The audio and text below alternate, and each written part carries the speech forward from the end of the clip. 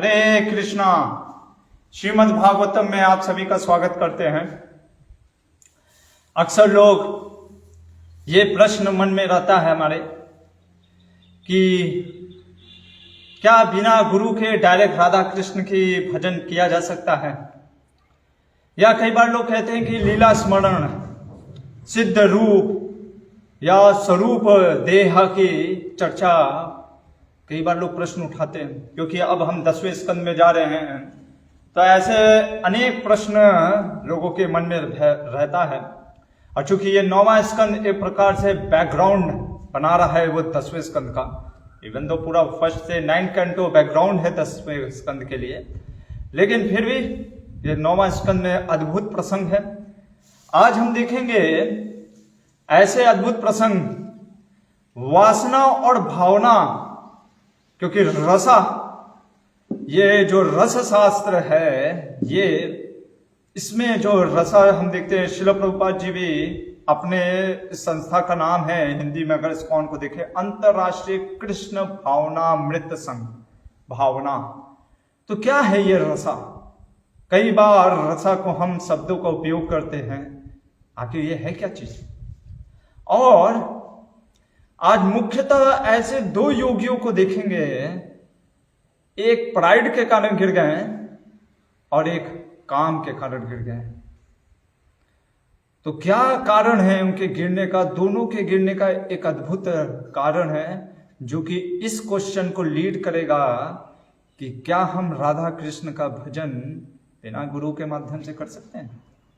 चलिए आज के इस प्रसंग में फिर अपने आचार्यों का आश्रय लेते हुए, विशेषकर ऐसे जब प्रसंग आते हैं और रस की बात है, तो हमने सोचा कि हमारे आचार्य जो कि रसिक आचार्य के नाम से प्रसिद्ध हैं, विश्वनाथ चक्रवर्ती ठाकुर की ये सारार्थ दर्शनी जो उन्होंने दसम ये भागवत के ऊपर टीका उन्होंने दिए, तो उनके अद्भुत तात्पर्यों को भी देखेंगे और जानने का प्रयास करेंगे इन सभी प्रश्नों के उत्तर को। और विशेष हमारे साथ श्रील प्रभुपाद जी के भी तात्पर्य है, और अगर आपके पास भी हैं तो 9वें स्कंद का आज जो श्रील प्रभुपाद जी घर जाकर के अगर मौका मिले तो 6वें अध्याय के तात्पर्यों को पढ़िएगा। बहुत सुंदर तात्पर्य। फिर भी हम उनको प्रयास करेंगे पढ़ाने का, समझाने का जितना हो सकेगा संभवतः, लेकिन फिर भी एज ए होमवर्क आप उन तात्पर्यों को पढ़ सकते हैं, समझ सकते हैं। तो श्रील प्रभुपाद जी की कृपा को लेते हुए, गुरु शिष्य परंपरा की कृपा को लेते हुए, और विशेष आज अपने श्रील विश्वनाथ चक्रवर्ती ठाकुर की कृपा को लेते हुए आज के इस अद्भुत प्रसंग में भागवत का प्रसंग को आरंभ करते हैं। ओम नमो भगवते वासुदेवाय। ओम नमो भगवते वासुदेवाय। ओम नमो भगवते वासुदेवाय। नमो विष्णुपादाय कृष्णप्रेष्ठाय भूतले श्रीमते भक्तिवेदांत स्वामिनिधि नामिने।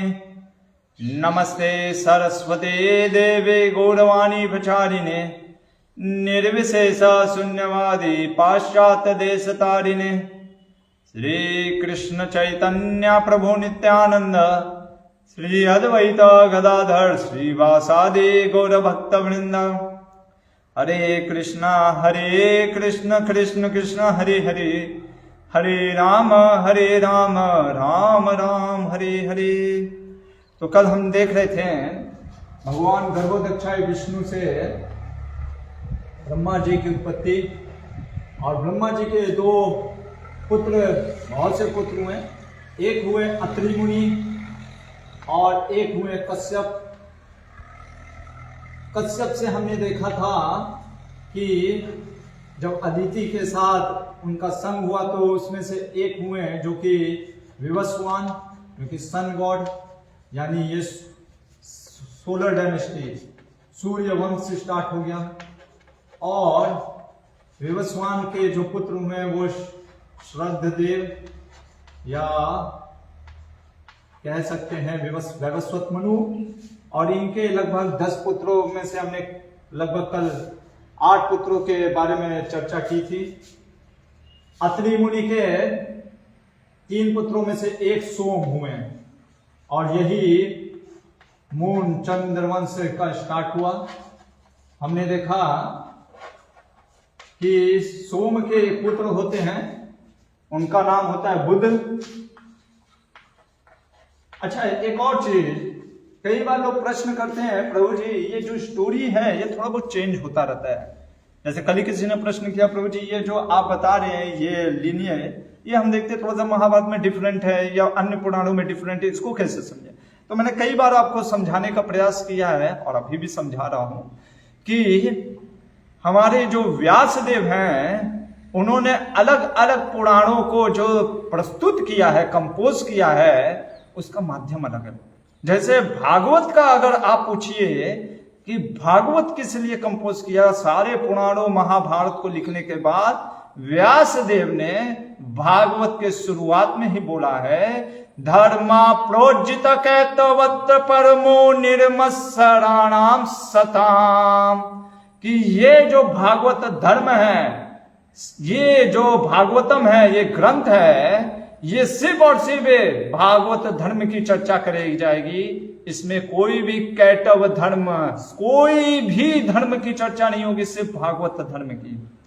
और इसका ग्रंथ का मुख्य उद्देश्य हमारा यही है, यस्याम वसूयमानायाम कृष्णा परम पुरुषे भक्तिरुत्पद्यते पुंस शोक मोह भयापहा।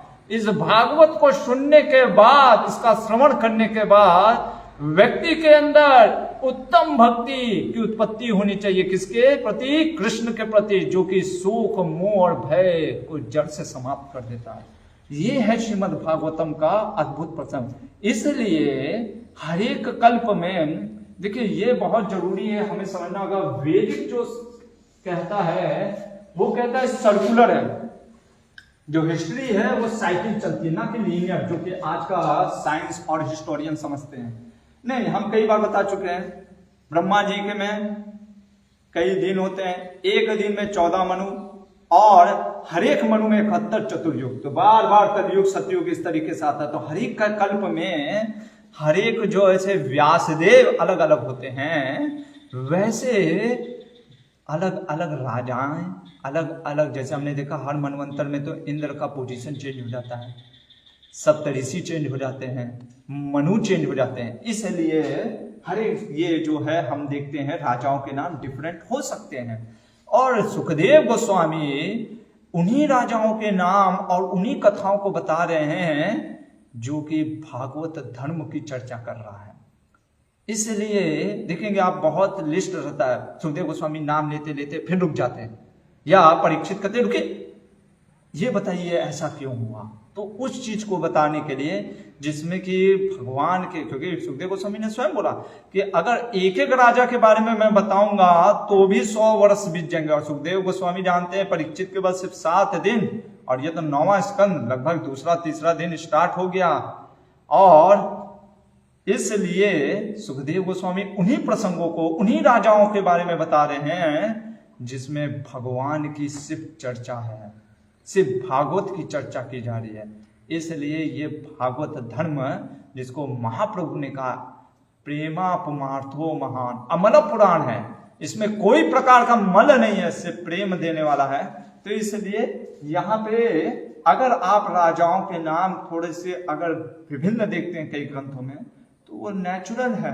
मैंने कई बार बोला है, स्टोरी भी कई बार अलग, जैसे सुखदेव गोस्वामी का कोई पूछता है, हमने महाभारत में आपको बताया सुखदेव गोस्वामी, इवन तो महाभारत में वर्णन आते कि वो मैरिड पर्सन है, पर यहाँ पे आप देखते हो ये ब्रह्मचारी, नैष्ठिक ब्रह्मचारी, या पद्म पुराण में सुनते हैं वो तोते हैं, तो फिर इसको कैसे समझा जाए। तो वही चीज, जैसे व्यासदेव हर कल्प में अलग अलग आते, सुखदेव गोस्वामी भी अलग अलग आते हैं। और जो इस सुखदेव गोस्वामी की बात की जा रही है, यहाँ पे सुखदेव गोस्वामी की ये चर्चा की गई है कि देखिए शुरुआत में भागवत बोल कौन रहा है? सुखदेव गोस्वामी। कौन? जो आत्मा राम थे। यानी ज्ञान से पर्याप्त होने पर भी, पूर्ण होने पर भी उनको क्या नहीं मिला? वो जो संतुष्टि है, कह सकते हैं वो प्रेम, जो कृष्ण लीला में जो प्रेम है, भागवत के सुनने में जो आनंद है, उन्होंने देखा अरे ये तो ज्ञान ब्रह्म के में लीन, उनसे ऊपर कोई नहीं था। कौन? सुखदेव गोस्वामी से ऊपर। और चतुष कुमार का भी हम देखे थे, ऐसे ब्रह्मवादी जो कभी भी किसी चीज से विचलित नहीं होते थे, आत्मा राम थे, लेकिन जब भगवान के चरणों से जो तुलसी का जो सुगंध उनके नाक में गया, जहां से उनकी भक्ति का उदय हो गया, चतुष कुमार का, अद्भुत है वो, हमने देखा तीसरे स्कंद में प्रसंग में। तो इसलिए ये भागवत जो है ग्रंथ, इसमें सिर्फ और सिर्फ भागवत धर्म की चर्चा की जाएगी। तो यहाँ पे जो राजाओं के नाम भी हैं श्रद्धेव, और फिर हमने देखा इनके 10 पुत्र हुए, और 10 पुत्रों में कल हमने बहुत से दृष्टा, धाष्टा, करुक्षा, कवि, पृषिधर इत्यादि राजाओं के देखे। आज हम उनमें से एक और देखेंगे जो कि है, ऐसे लगभग 10 थे। तो आज जो है एक देखते हैं नाभाग, ये 9वें स्कंद का, और ये हम देखे थे बुद्ध से जब ईला, जो कि श्रद्धदेव के एक पुत्री हुई थी ईला, जो कि बाद में सद्युम्न हो गए, फिर लेकिन शिव जी के श्राप के कारण वो फिर से स्त्री हो गई। 1 महीना स्त्री होती थी, 1 महीना पुरुष। तो जब वो स्त्री थी ईला, कैसे गर्भ से बुद्ध को क्या हुआ? पुनर्जन्म, जिसकी स्टोरी हम आगे अभी अध्याय में देखेंगे। तब तक के लिए इसको होल्ड करते हैं, ये चंद्रवंश को, और सूर्यवंश के बारे में पढ़ते हैं। तो सूर्यवंश में श्रद्धदेव और नाभाग के आज बारे में जानने का प्रयास करते हैं कि कौन है ये नाभाग। तो ये है 9वें स्कंद का 4था अध्याय। सुखदेव गोस्वामी कहते हैं कि नभग का एक पुत्र हुआ जिसका नाम हुआ नाभाग। नभग के पुत्र हुए नाभाग। एक ही पुत्र ने, बहुत से पुत्र हुए, लेकिन फिर वही चीज, सुखदेव गोस्वामी का ध्यान बस यही है कि सामने बैठा कौन है। इसीलिए हमारा जो शास्त्र है वो देश काल पात्र के अनुसार है, किसको कब बोला जा रहा है, क्या बोलना है, उसमें पहले ही व्यासदेव ने चर्चा कर दी है। व्यासदेव ने बता दिया है भाई ये भागवत धर्म की चर्चा की जाएगी, इसमें सिवाय भागवत धर्म की और कोई धर्म की चर्चा नहीं है।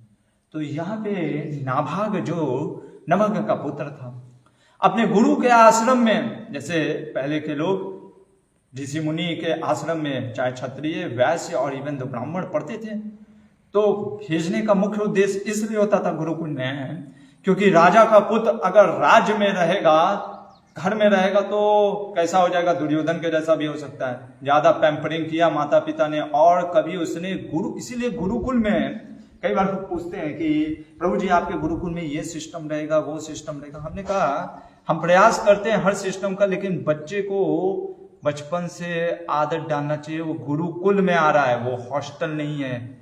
गुरुकुल मतलब गुरु का जहाँ कुल है, जहाँ गुरु रहते हैं, जिस गुरु के अंदर में जो शिक्षा मिलता है, हर चीज। मेन मकसद गुरुकुल में इसलिए होता था कि एक बच्चा सिंप्लिसिटी भी सीखे, स्ट्रगल भी देखना सीखे, जीवन में संघर्ष, अगर वो बचपन से संघर्ष को देखते हुए बढ़ रहा है तो नेचुरली है जीवन में जब बहुत बड़ा संघर्ष आएगा तो वो घबराएगा नहीं। ये मुख्य कारण होता था।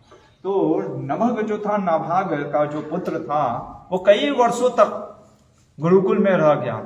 तो उसके जो भाई लोग थे बाकी, उन्होंने सोचा कि अरे लग रहा ये ब्रह्मचारी बन जाएगा, नहीं आएगा, घर गृहस्थी नहीं देगा। जैसे हम पहले भी देखते थे, कुछ जो बच्चे जाते थे गुरुकुल में, वो कुछ ब्रह्मचारी अपने अनुसार, अपना जो साइकोफिजिकल नेचर है, कुछ ब्रह्मचारी कुछ गृहस्थ बनते थे। तो उनको भी लगा कि बहुत साल हो गया, शायद अभी ब्रह्मचारी ही रहेगा। लेकिन क्या होता है, नाभाग वापस आता है।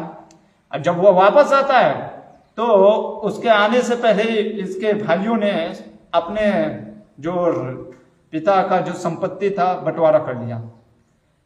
अब ये नभग जो थे बहुत ही सरल हृदय के थे, स्वभाव के।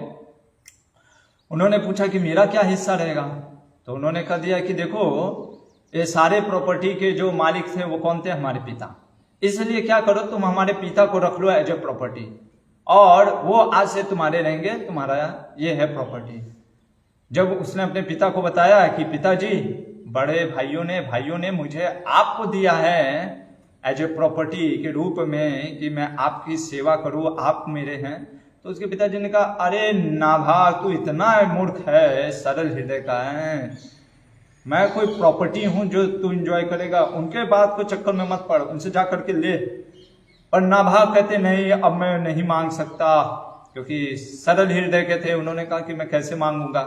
तो इसलिए इसके पिता ने एक योजना बताई कि देखो, यहां से कुछ दूर पे अंगिरा ऋषि के जो वंशज हैं, बहुत विद्वान हैं, पारंगत हैं, वेद के जानकार हैं, लेकिन हर छठे दिन में वो एक वेद के 2 श्लोक हैं, जिस श्लोक का में हमारे शास्त्र में हमारे आचार्य बताते हैं, इदम इत्थम रौद्रम ये यंजेन दक्षिणया। ये 2 जो श्लोक हैं, इनका अर्थ वो नहीं समझ पा रहे हैं। तुम जाओ, उनका असिस्ट करो इस चीज में, उनकी मदद करो, और वो प्रसन्न होने के बाद जब वो वापस जा रहे होंगे अपने स्वर्ग लोक की तरफ, तो वो तुमको कुछ जो उनको दक्षिणा मिलेगा उसमें से तुम्हें भी कुछ हिस्सा दे देंगे। नाभाग जो होते हैं, अपने पिता के वचनों को सुन करके निकल पड़ते हैं और वहां पे पहुंचते हैं जहां पे यज्ञ हो रहा होता है, और फिर वो उस प्रकार से बताते हैं जैसा उनके पिता ने किया था। और ये सब करने के बाद ऋषि मुनि भी प्रसन्न होते हैं, और जितना उनको दक्षिणा मिलता है वो सारा ही दक्षिणा उनको दे देते हैं कि आप ले लो। और इधर जो नाभाग होता है वो खुश हो जाते हैं। लेकिन उसी समय एक लिखा है कि श्याम वर्ण के एक पुरुष ब्राह्मण के रूप में वहां पे आए। उन्होंने कहा, अरे नहीं, ये दक्षिणा आप नहीं ले सकते, ये मेरा है। नाभाग ने कहा, भैया लेकिन ऋषि मुनियों ने तो मुझे दिया है। कहे, चलो तुम्हारे पिता से पूछेंगे, तुम अपने पिता के कहने पे आए हो, ये ऋषि मुनियों से दक्षिणा में जो मिला वो लेना चाह रहे हो, चलो तुम्हारे पिताजी से पूछते हैं, वो बताएंगे कि ये दक्षिणा किसको जाएगा, मुझे या तुम्हें जाएगा। अभी ये जब नाभाग उन ब्राह्मण के वेश में भगवान शिव जो आए थे उनको लेकर के जाता है, और उनके पिता जो नाभाग होते हैं वो तो समझ जाते हैं कि ये भगवान शिव हैं। तो जब अंगिरा मुनि के जो ऋषियों ने ये जो यज्ञ किया, संपन्न किया, सारा विस्तार पूर्वक जब नाभाग अपने पिता को बताते तो नाभाग कहते, सुनो बेटा, अरे ये देवों के देव महादेव हैं, सारा कुछ ये जो यज्ञ का जो बचा, जो भविष्य कह सकते हैं, जो दक्षिणा है, रेमिनेंट्स है, यही क्या पूरा यज्ञ इनको बिलोंग करता है। जब वो कहते अच्छा ये तो भगवान है, देवों के देव महादेव, तो नाभाग बिना कोई मल रखे हुए कहता है कि आप ब्राह्मण श्रेष्ठ, आप ही ले लीजिए, ये आप ही को बिलोंग करता है। भगवान शिव नाभाग के सरल हृदय को, देखिए धन को त्यागना इतना आसान नहीं है, और ऐसा धन जो आया हुआ हो और फिर आपसे छीन लिया जाए। मनी इज हनी, इतना जल्दी ये हनी कोई नहीं छोड़ता है। इसलिए यहाँ पे भगवान शिव कहते हैं, बहुत प्रसन्न हो गए नाभाग के इस चीज को देख करके। नाभागे दिष्टाम समसति, अद्भुत है। नाभाग को यहाँ पे श्रुति कहता है कि नाभाग दिष्टाम समसति, भगवान शिव ने नाभाग की इस सरलता को देख करके कि अरे इतना मतलब सरल है व्यक्ति, पिता ने बोल दिया, गया वहां पे वो कार्य किया। करने के बाद भी सोचिए, यहाँ पे एक सीख है हम लोग के लिए। कई बार हम कोई चीज कार्य करते हैं और फल की प्राप्ति हमारा उद्देश्य होता है, क्योंकि बिना फल प्राप्ति के व्यक्ति करता नहीं है, लेकिन उसके पिता ने कहा तुम्हें मिलेगा फल, और फल मिल भी गया, लेकिन यहाँ पे अभी फल फिर वापस चला गया। पिता ने कहा कि दे दो और दे दिया। ऐसा पिता के प्रति भक्ति, ब्राह्मण के प्रति भक्ति देख करके भगवान शिव ने कहा मैं तुम्हें वो ज्ञान दूंगा, दिव्य ज्ञान, जो बहुत रेयर है। ये भगवान शिव की कृपा है। और भगवान शिव ने पहले उसको क्या दिया? अद्भुत वो दिव्य ज्ञान दिया। और दिव्य ज्ञान देने के बाद भगवान शिव ने कहा ये सारा धन भी अब रखो। पहले धन नहीं दिया, पहले दिव्य ज्ञान दिया कि जिससे वो ये फंसे ना इससे भौतिक आसक्तियों में, और ये नाभाग भगवान शिव से वो दिव्य ज्ञान प्राप्त करके, वो धन प्राप्त करके अपना राज्य में का शासन करने लगे। सुखदेव गोस्वामी कहते हैं जो भी इस जो हम चर्चा हुई नाभाग की, इस कथन को सुनता है सुबह और शाम, वो क्या हो जाता है? वो वैदिक मंत्रों को समझने का उसमें सूझबूझ, उसमें समझ आ जाती है, वो लर्नर हो जाता है। यहाँ पे कहते हैं चूंकि नाभाग जो था वो क्या हो गया? बहुत विद्वान हो गया, भगवान शिव का आशीर्वाद मिला, इसलिए इनको जो एक पुत्र होता है महाभागवत पुत्र, जिसका नाम होता है अम्बरीश। ये अम्बरीश करके उनको एक पुत्र होता है। और यहाँ पे लिखा है कि महाभागवत है। कहते हैं कि उनको तो श्राप भी नहीं लगा एक ब्राह्मण का। ब्राह्मण ने श्राप दिया, वो श्राप भी उनके ऊपर कार्य नहीं किया। ये सुन करके परीक्षित महाराज ने कहा कि मैं इन अम्बरीश महाराज के बारे में सुनना चाहता हूँ। क्योंकि देखिए परीक्षित भी जो थे वो अपने आप को कई बार, देखिए ये बहुत ही विशेष है, ये अद्भुत है। एक प्रचारक को देखिए यहाँ पे ऐसे बोलते भी थे सुखदेव गोस्वामी, क्योंकि परीक्षित महाराज रिलेट कर पाते थे कि मुझे भी श्राप मिला है, मैं भी राजा हूँ, एक ब्राह्मण के द्वारा श्राप। इसलिए सुखदेव गोस्वामी जब इस प्रकार बस कुछ बताया नहीं, कहे कि महाभागवत थे, ब्राह्मण का श्राप मिला पर ब्राह्मण का श्राप कार्य नहीं किया। ये सुनते ही परीक्षित के मन में प्रश्न उठ गया, ऐसा कैसे हो गया कि ब्राह्मण का श्राप कार्य नहीं किया? अरे ब्राह्मण ने श्राप दिया और श्राप लगा नहीं, ऐसा कैसे हो सकता है? अब यहां से सुखदेव गोस्वामी स्टार्ट करते हैं अम्बरीश की कथा को। कहते हैं सुखदेव गोस्वामी सर्वप्रथम कि अम्बरीश महाराज सातों द्वीप के, मतलब जो जम्बू द्वीप, हमने सातों जो भूमंडल देखा 7 द्वीप में बटा है, उन सातों द्वीप के राजा थे। कौन? अम्बरीश महाराज। और इतना धन था, इतना वैभव था, ऐश्वर्य था, पूछिए मत। लेकिन कहते हैं इतना सब कुछ होने पर भी वो अनासक्त थे। अनासक्त कहने का अर्थ ये नहीं कि उन्होंने त्याग दिया, अनासक्त कहने का अर्थ यहां पे है कि उसके प्रति आसक्त नहीं थे। वो ये सोचते थे कि ये सारा भगवान की सेवा के लिए उपयोग करना। इतने महाभागवत है, इसीलिए भावना यहाँ पे रसा, जैसे रसा मतलब प्रभुपाद जी कई जगह मैलोस कहते हैं। जैसे सबसे पहले रस शास्त्र अगर हम देखें तो नाट्य शास्त्र जो भर्तृहरि मुनि ने लिखा है, उसमें उन्होंने बहुत ज़्यादा रस की चर्चा की है। और आपने भक्ति रसामृत सिंधु भी कर लिया है, तो उसमें भी आपने देखा होगा कई रसों की बात की गई है।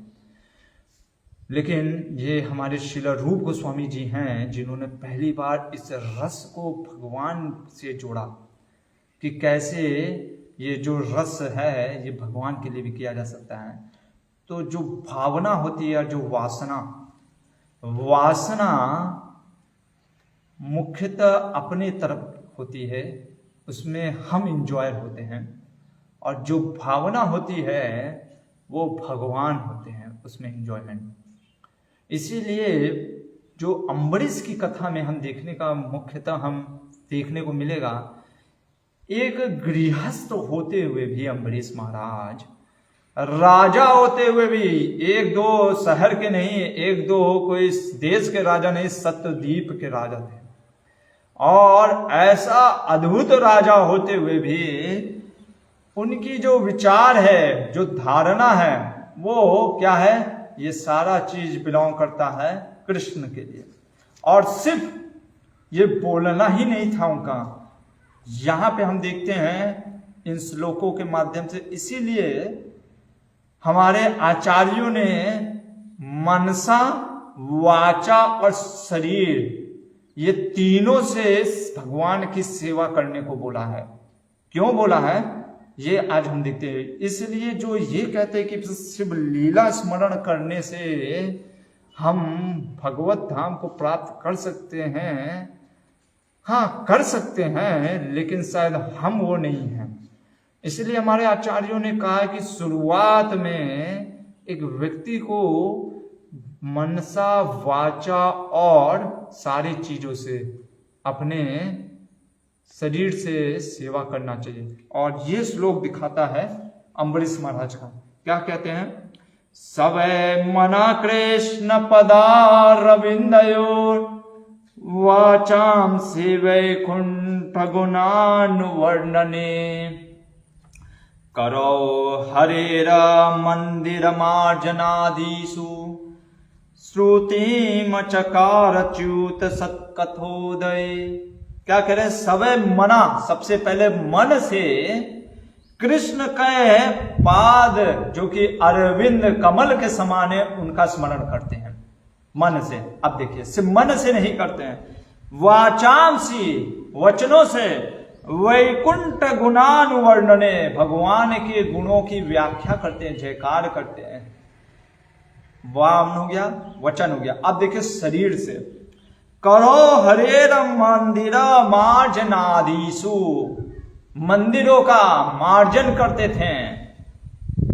किस मंदिर का, तो कह रहे हैं अपने हाथों से, जो घर में मंदिर होते हैं। और हमारे आचार्य कहते हैं ये शरीर भी एक मंदिर है, इसकी भी सेवा करते थे, इसका भी मार्जन करते थे। कहने का मतलब इसके अंदर जो परमात्मा भगवान हैं ये शरीर में, उसको भी देख रेख करते थे। और कहते हैं श्रुतिं चकाराच्युत सत कथोदे, फिर कानों से, सबसे पहले क्या वर्णन आ रहा है, ज्ञान इंद्रियों में श्रवणम, कानों से वो भगवान के कथाओं का श्रवण करते थे।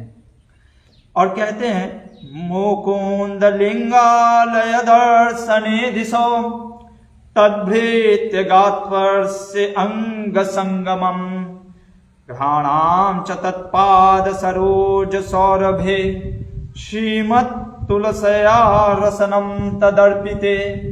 अब कह रहे हैं आंखों से क्या करते थे, भगवान मुकुंद के विग्रहों का दर्शन करते थे। फिर भक्तों का संग करते थे, क्योंकि भक्तों को संग करने से क्या होता है, आप छुएंगे, भक्तों को आलिंगन करेंगे, प्रणाम करेंगे, उनके चरण स्पर्श करेंगे। तो इस प्रकार से जो सेंस टच वो उसकी पूर्ति करते थे। और जो भगवान को तुलसी या फूल जो ऑफरिंग किए जाते थे, अर्पण किए जाते थे, तो उनको वो सूंघते थे, स्मेल। आगे कहते हैं इस जीवा से क्या करते थे, भगवान के प्रसाद को सेवन करते थे। फिर क्या कह रहे, पादो हरे छेत पदानुसर्पणे शिरो ऋषिकेश पदाभिवंदने कामं च दासे न तु काम कामया यथोत्तम श्लोक जनाशयारति। कह रहे हैं कि पैरों से वो मंदिरों के लिए जाते थे, चल करके, देखिए हर एक अंग को भगवान की सेवा में उपस्थित करते थे। क्योंकि भगवान ने हर कुछ दिया है, वो सिर्फ और सिर्फ धन को ही नहीं, जो चीज भी दिया उसको भगवान में लगाते थे। इसलिए श्रील प्रभुपाद जी आप देखेंगे कई बार अम्बरीश महाराज के इन श्लोकों का अपने गीता और भागवत में, टीकाओं में, हर जगह तात्पर्यों में लिखते हैं। ये अम्बरीश महाराज के, कि जो भी है पैर भगवान ने दिए हैं, पैर से चल करके हमें मंदिर को जाना चाहिए। और कह रहे हैं ये सिर जो कि भगवान के लिए झुकना चाहिए, तो झुकते थे। और ये सब चीज करने से क्या हुआ, रति, भगवान के प्रति रति उभरती थी। इसीलिए भगवान ने भी कहा मन मना भव मद्भक्तो मध्याजी माम नमस्कुरु, नमस्कार करना है, प्रणाम करना है, भगवान का स्मरण करना है, भगवान की कथाओं का सुनना है, भगवान के विग्रहों को देखना है। हर अंग से क्या कर रहे हैं अम्बरीश महाराज, वो भगवान का सेवा कर रहे हैं। और आगे कहते हैं अम्बरीश महाराज का जो शासन देखिए अद्भुत है, ऐसा शासन जिसमें लिखा है कर्म कलापम। वो अपना, ये तो ठीक है, अभी आप कहोगे कि ये बस हो गया, इतना ही करते थे, राजा थे और छोटा मोटा राजा नहीं, पूरा सप्तद्वीप के राजा थे। इसलिए अपने राज्य को भी देखिए राज ऋषि, एक शब्द होता है जैसे हमने कई बार देखा, कहते हैं राज्य ऋषि। राज्य ऋषि कहने का मतलब होता है राजा प्लस ऋषि, इसको बन जाता है राज ऋषि। यानी राजा भी है और ऋषि भी है। ऋषि जैसे हमने देखा अंदर से ऋषि होता है और बाहर से राजा के जैसे कार्य करता है। तो उन्होंने अपने जो राज्य में हम देखते हैं कर्म कलापम, सारा जो उनका राज्य का फल मिलता था वो अर्पित करते थे भगवान को। और वो ये समझते थे कि अधोक्षजा जो भगवान है, जिनको अधोक्षजा जो कि इंद्रियों से नहीं समझा जा सकता है, वास्तव में वही भगवान जो है परम भोक्ता है। और वैष्णव ब्राह्मणों से वो क्या लेते थे, एडवाइस लेते थे कैसे। देखिए इतना बड़ा महाभागवत है, फिर भी ब्राह्मणों वैष्णवों से एडवाइस लेते थे कि क्या करना चाहिए, राज्य का कैसे पालन करना है, समाज का कैसे उद्धार करना है। और अम्बरीश अपने यज्ञों में अगर हम देखें, अश्वमेध यज्ञ जब उन्होंने किया भगवान की संतुष्टि के लिए, तो कितने जो राजा, कितने ब्राह्मणों को उन्होंने दान किया। 60 करोड़ यहाँ पे वर्णन आ रहा है, कह रहे हैं कि 60 करोड़ उन्होंने लगभग अन्याभुदानी 60 करोड़ ऐसे गायों को दान किया था उन्होंने। इतना अद्भुत है। और जहां सरस्वती नदी बहती नहीं थी मरुस्थल में भी, वहां पे उन्होंने अपने क्या यज्ञ से, यज्ञ कहने का अर्थ सिर्फ ये नहीं होता है कि यज्ञ आहुति देना, यज्ञ कहने का अर्थ ये भी है कि अपने कर्तव्य का पालन करना।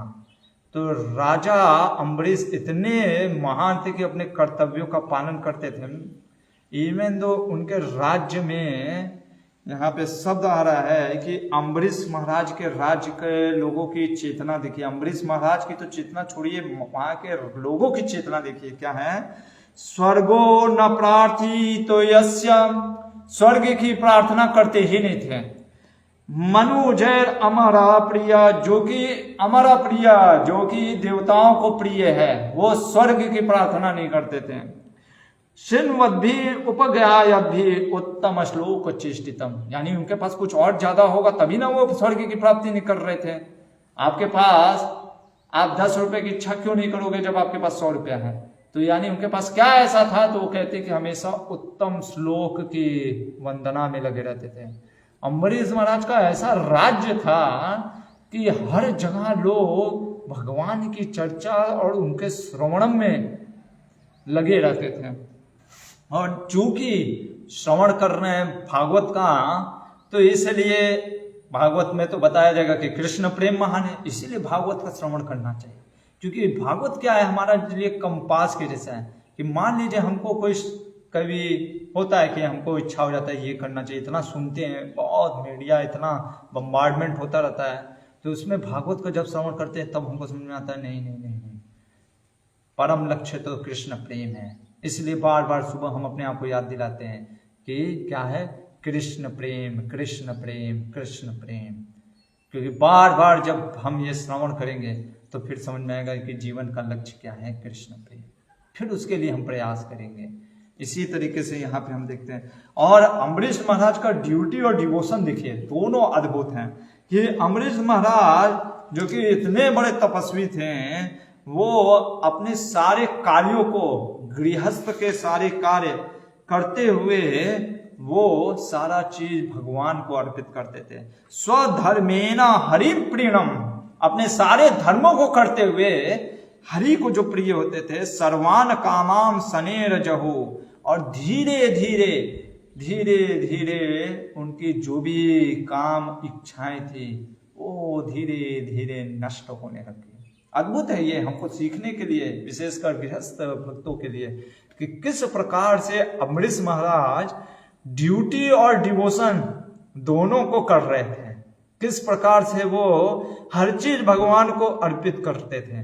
किस प्रकार से वो अपने इंद्रियों से, अपने मन से, अपने वचन से भगवान की सेवा में लगे रहते हैं। और इतना ही नहीं, बल्कि उनकी जो सबऑर्डिनेट या कह सकते हैं जो प्रजा भी थी, वो भी उस प्रकार से लगी हुई थी। और कहते हैं गृहेषु दारेषु सुतेषु बंधुषु दीपोत्तमा स्यांदन वाजिवास्तुषु अक्षया रत्नाभरणाम्बरादिष्व अनंत कोशेष अकरोद असन्मति। कि जो घर है, जो पत्नी है, जो पुत्र हैं, जो राज्य है, जो मित्र हैं, जो बंधु हैं, जो उनके रथ हैं या हीरे जवाहरात हैं, जो भी उनकी प्रॉपर्टी थी जो कि कभी समाप्त नहीं होने वाली थी, ऐसे प्रॉपर्टी को भी वो क्या समझते थे, अनासक्त रहते थे कि ये तो मटेरियल या एक टेम्पररी है। इस प्रकार की उनकी चेतना को दिखा रहे हैं सुखदेव गोस्वामी की कितने महान थे। यह दृष्टांत पहले बता रहे हैं कि अम्बरीश महाराज का चरित्र बता रहे हैं। और कहते हैं अम्बरीश महाराज भगवान की भजन करने के लिए उन्होंने क्या किया, चूंकि इतने एकांत भक्त थे, भगवान हमेशा एक सुदर्शन चक्र, यहाँ पे उनको चक्र दिया। चक्र दिया कहने का अर्थ है, हमारे आचार्य कहते हैं कि वो हमेशा सुदर्शन उनके पीछे रहता था। पीछा रहने का मतलब है कि जैसे बॉडीगार्ड होता है ना किसी का, तो बोलना नहीं पड़ता है, वो हमेशा रक्षक के तैयार रहता है। वैसे अम्बरीश के साथ था कि उनके पीछे भगवान का सुदर्शन, बोलना नहीं था कि वो रक्षा करेगा, या हमेशा रहता था सुदर्शन। ऐसा एकांत भक्ति थी उनकी कि भगवान ने हमेशा सुदर्शन भेज दिया था। कि हो सकता है कई बार भाई, हो सकता है राजा है, बहुत महान राजा है, किसी प्रकार का इनको कष्ट आया तो इसलिए अम्बरीश के लिए भगवान ने एक सुदर्शन रखा था। अब क्या होता है, परीक्षित महाराज को कहते हैं कि हमेशा अम्बरीश महाराज भगवान के एकादशी और द्वादशी व्रत का पालन करते थे। पर एक बार उन्होंने सोचा, विशेषकर इस प्रयोजन का बात कि चलते हैं मथुरा में, एक साल एकादशी का व्रत का पालन करेंगे। तो उन्होंने कार्तिक महीने से स्टार्ट किया, हमारे आचार्य कहते हैं, और एकादशी व्रत का पालन स्टार्ट किया। और लगभग एक साल उन्होंने ये एकादशी व्रत को किया। और ये एकादशी व्रत जो था, ये द्वादशी व्रत कहने का अर्थ है, द्वादशी व्रताम लिखा है इसमें। हमारे आचार्य कहते हैं कि वो एकादशी व्रत किया जिसमें द्वादशी का जो पारना समय होता है, जिसमें कि एकादशी का पालन करना होता है, उसमें तोड़ना होता है एकादशी के व्रत को, वो पूरी तरीके से विधि विधान से वो पालन किया। तो जब एक साल पूरा होने वाला था, उसके उपरांत 3 दिन यानी दशमी और एकादशी और 12वीं जो द्वादशी, दशमी को पूरा फास्टिंग उन्होंने, मतलब जो भी जो व्रत होगा वो, एकादशी पूरा फास्टिंग, और द्वादशी का जब पारना समय आया तो परीक्षित ने सारे ब्राह्मणों को दान दिया, गाय दान दी। गाय के जो सिंग थे वो गोल्डन प्लेट लगे थे और उनके जो हम्प था उसमें ऊपर में वो क्या लगा था, सिल्वर प्लेट। और ऐसे गायों को ब्राह्मणों को दान किया। किसने? अम्बरीश महाराज ने। और अम्बरीश महाराज ने सबको भोजन कराया। और जब मुहूर्त अर्धा यानी आधा मुहूर्त रह गया द्वादशी का पारना के समय का, तो अम्बरीश महाराज ने सोचा कि अब मुझे भी क्या करना चाहिए। पारना का समय कम ही था, आधा मुहूर्त मतलब 24 मिनट लगभग समझ लीजिए। उसी समय दुर्वासा मुनि आ गए। अभी दुर्वासा मुनि वहां पे पहुंच गए। दुर्वासा मुनि ने कहा, और परीक्षित ने जैसे ही दुर्वासा मुनि को देखा तुरंत दौड़ करके गए, दुर्वासा मुनि को आसन दिया और उसके नीचे बैठ करके उनका पाद सेवन करके बोले कि हे ब्राह्मण देवता, आप भी प्राप्त करिए भोजन। उन्होंने कहा कि मैं करता हूँ, पहले यमुना में स्नान करके आता हूँ और फिर आपके भोजन को ग्रहण करूँगा। वो प्रसन्न हो गए उसके अतिथि भाव को देख करके। इधर दुर्वासा मुनि चले गए और वो स्नान करने लग गए। अभी अम्बरीश महाराज सोचने में विचार में पड़ गए कि भाई द्वादशी के अब जो एकादशी का पारना का समय वो भी निकल रहा जा रहा है और ब्राह्मण भी बिना ब्राह्मण को बोला हुआ कि ब्राह्मण को भोजन बिना कराए, अतिथि को बिना भोजन कराए कैसे मैं खा सकता हूँ। इस प्रकार से वो जब असमंजस में पड़ गए तो उन्होंने ब्राह्मणों से पूछा कि आप मुझे बताइए क्या उत्तम होगा। हमारे आचार्य कहते हैं ब्राह्मण भी कंफ्यूज हो गए। ब्राह्मण भी कंफ्यूज हो गए कि क्या चीज करना चाहिए। और यहां पे लेकिन अम्बरीश क्योंकि महाभागवत है, वेदों का ज्ञान भी था, उन्होंने खुद ही बोला। क्या बोला? उन्होंने कहा अपश्नाति तन्नैवासितम नैवानासितम, कि जो जल है, क्या मैं जल पी करके अपने व्रत को भी तोड़ दूं और ब्राह्मण का अपमान भी नहीं होगा? क्यों? क्योंकि शास्त्र कहता है, श्रुति कहता है, वेद कहते हैं कि जो जल होता है, जो जैसे निर्जल जो करते हैं, अगर वो जल पीते हैं तो जल को पीना खाना भी माना जाता है, नहीं भी खाना माना जाता है। इसलिए एक प्रकार से व्रत टूट भी गया और नहीं भी खाया, यानी ब्राह्मण का सेवा भी हो गया, अतिथि सत्कार भी रह गया। सारे ब्राह्मणों ने कहा बिल्कुल सही है, बिल्कुल सही है, आप एकदम सही बोल रहे हैं। और इस प्रकार से अम्बरीश महाराज ने जल लेकर के अपने द्वादशी व्रत का पूरा किया। इधर दुर्वासा मुनि जो कि तपस्वी थे, ध्यान दीजिएगा, दुर्वासा मुनि कौन है? यही अत्रि मुनि के जो अनुसुईया के जो 3 पुत्र हुए, सोम, दत्तात्रेय और दुर्वासा। दुर्वासा भगवान शिव का अंश माने जाते हैं, सन्यासी हैं, योगी हैं और शिव के अंश हैं। ठीक है, 3 चीज ध्यान रखिएगा। अम्बरीश क्या है?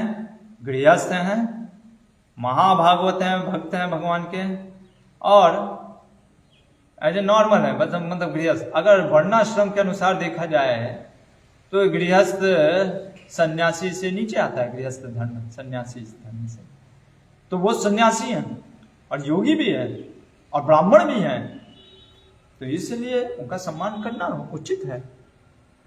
तो यहां पे अम्बरीश महाराज वेट करने लग गए।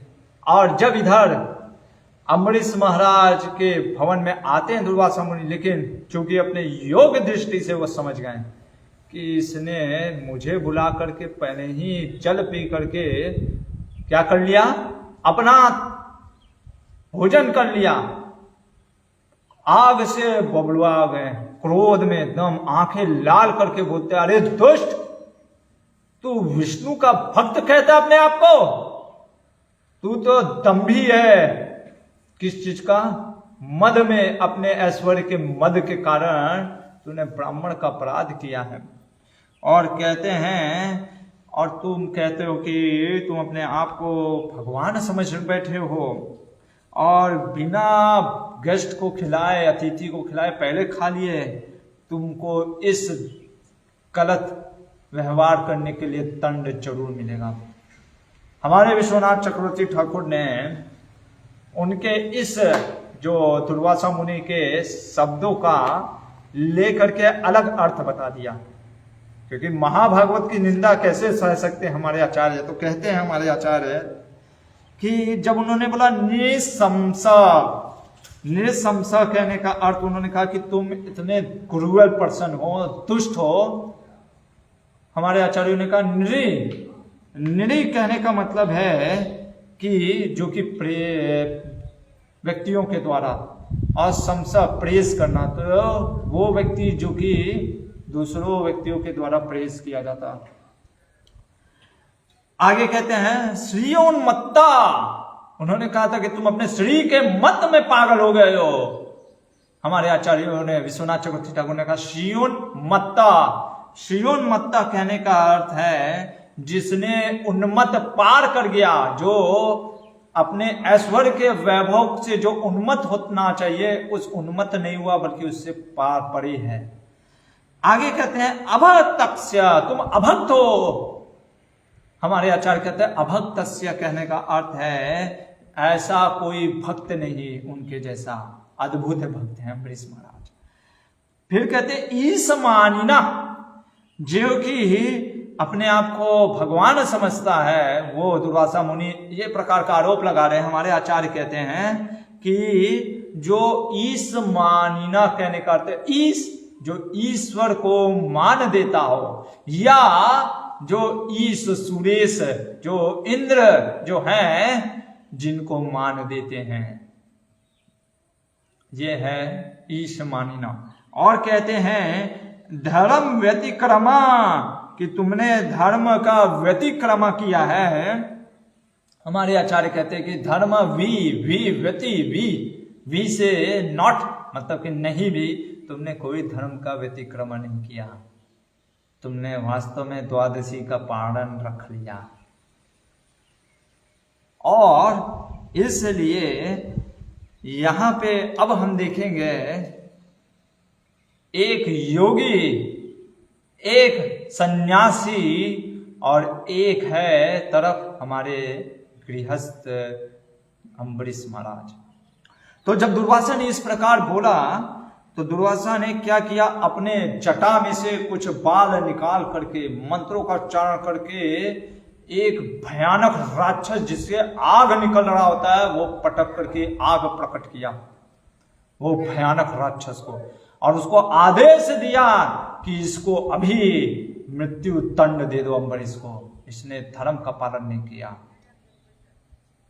सोचिए आपके सामने कोई व्यक्ति इतना भयंकर, कोई अपराध भी नहीं किया, एक तो पहले से साल भर का तपस्या, 3 दिन का भूखा व्यक्ति, ऊपर से 11वें बिन बुलाए मेहमान अतिथि के रूप में आ गए, सम्मान किया, बुलाया भोजन के लिए, खुद चले गए रिचुअल्स फॉलो करने, और फिर वापस जब आए अम्बरीश महाराज को लगे डांटने, और अभी तो मृत्यु दंड देने लग गए कि मार डालो इसको।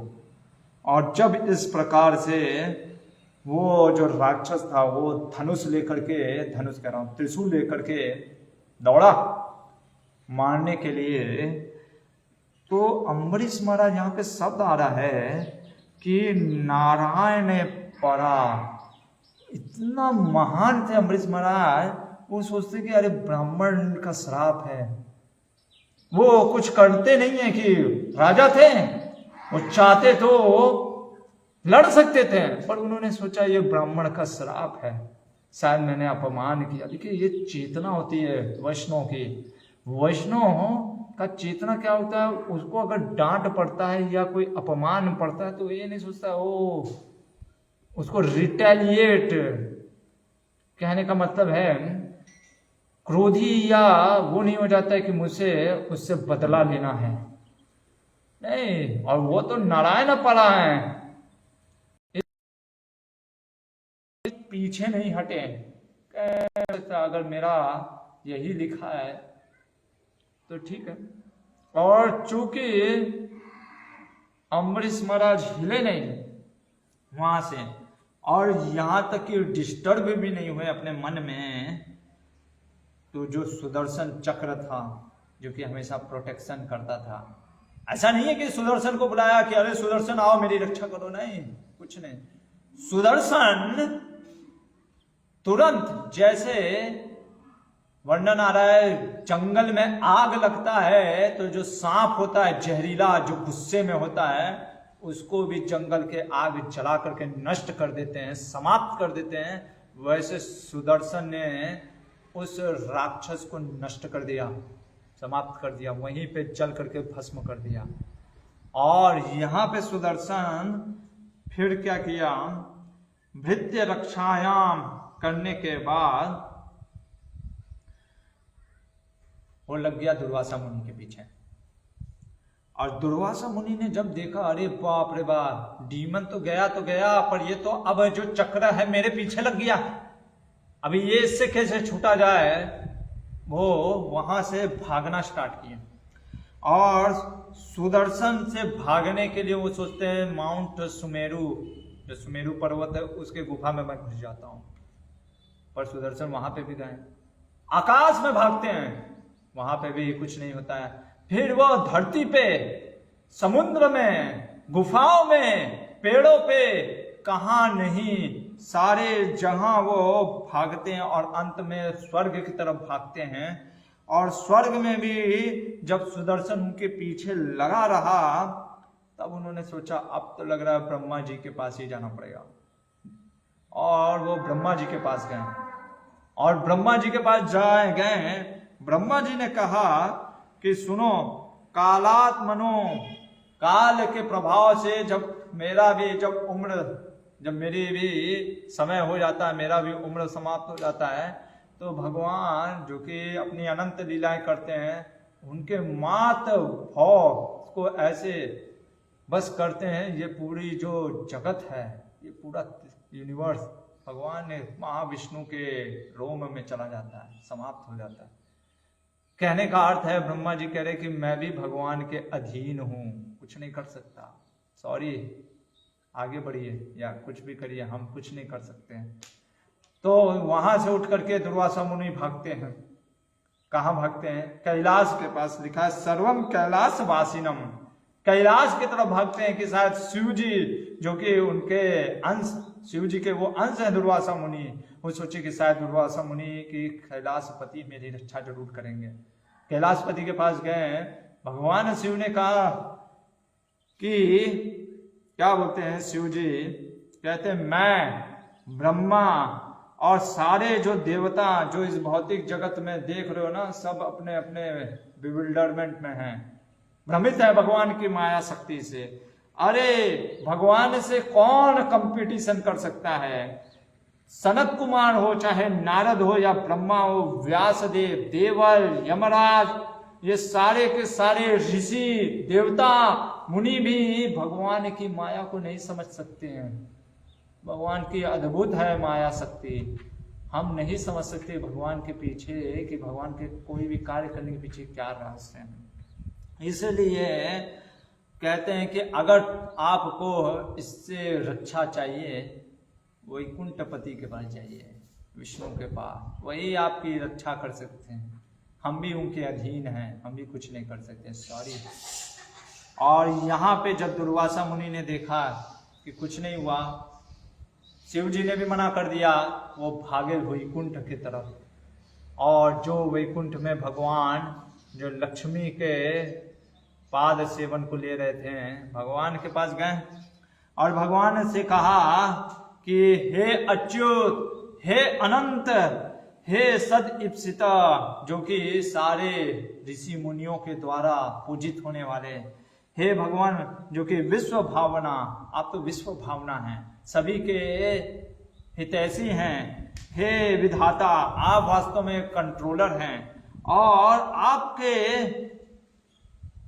वचनों से, आपके ही कृपा से दुनिया चलती है। मैंने आपके भक्त का अपराध कर दिया, मुझे माफ कर दीजिए, मैंने अपराध कर दिया, कृपया करके आप मेरी रक्षा करिए। और यहाँ पे अब जो भगवान विष्णु बताने जा रहे हैं, हमारे आचार्यों ने बहुत सुंदर दिया है इसमें, ये डीलिंग जो एक वैष्णव का और भगवान का जो डीलिंग है, जो रस है, जो प्रेम है, जो भावना है एक भक्त का भगवान के प्रति और भगवान का भक्त के प्रति, वो हमको देखने को मिलता है। तो यहाँ पे विष्णु जी से बोलते हैं जब इस प्रकार दुर्वासा मुनि कि मेरी रक्षा करिए, मैंने अपराध कर दिया है। भगवान विष्णु सर्वप्रथम जो कि सर्वोपरि हैं, सर्वज्ञ हैं, अभिराट हैं, उनका एक प्रकार से इंडिपेंडेंट है, फिर भी भगवान कहते हैं अरे तुम तो ब्रह्मा शिव के पास गए थे ना, क्या बोला उन्होंने कि वो डिपेंडेंट है ना, मैं भी डिपेंडेंट हूं बल्कि। अरे ये क्या, अरे आप कहां से डिपेंडेंट हो गए? तो भगवान कहते हैं अहम भक्त पराधीनो, अरे मैं अपने भक्त के पराधीन हूं, अधीन हूं। और कहते हैं ही अस्वंतर इव द्विजा, अरे ब्राह्मण देवता मैं वास्तव में मैं भी इंडिपेंडेंट नहीं हूं। उन्होंने गलत इंफॉर्मेशन दिया है ब्रह्मा शिव ने, मैं भी इंडिपेंडेंट नहीं हूं। कहते हैं साधु भी ग्रस्त हृदयो, क्या कह रहे हैं कि जो ये साधु होते हैं ना, जो ये मेरे भक्त हैं ना, इनको कुछ नहीं चाहिए होता। मैं कहता हूं लो, कुछ नहीं लेते हैं, इनका हृदय है में कुछ भी आसक्ति नहीं है, सिर्फ और सिर्फ मेरी सेवा करना चाहते हैं, इसलिए मैं कुछ ना करते हुए अपने आप का हृदय इनको दे देता हूं।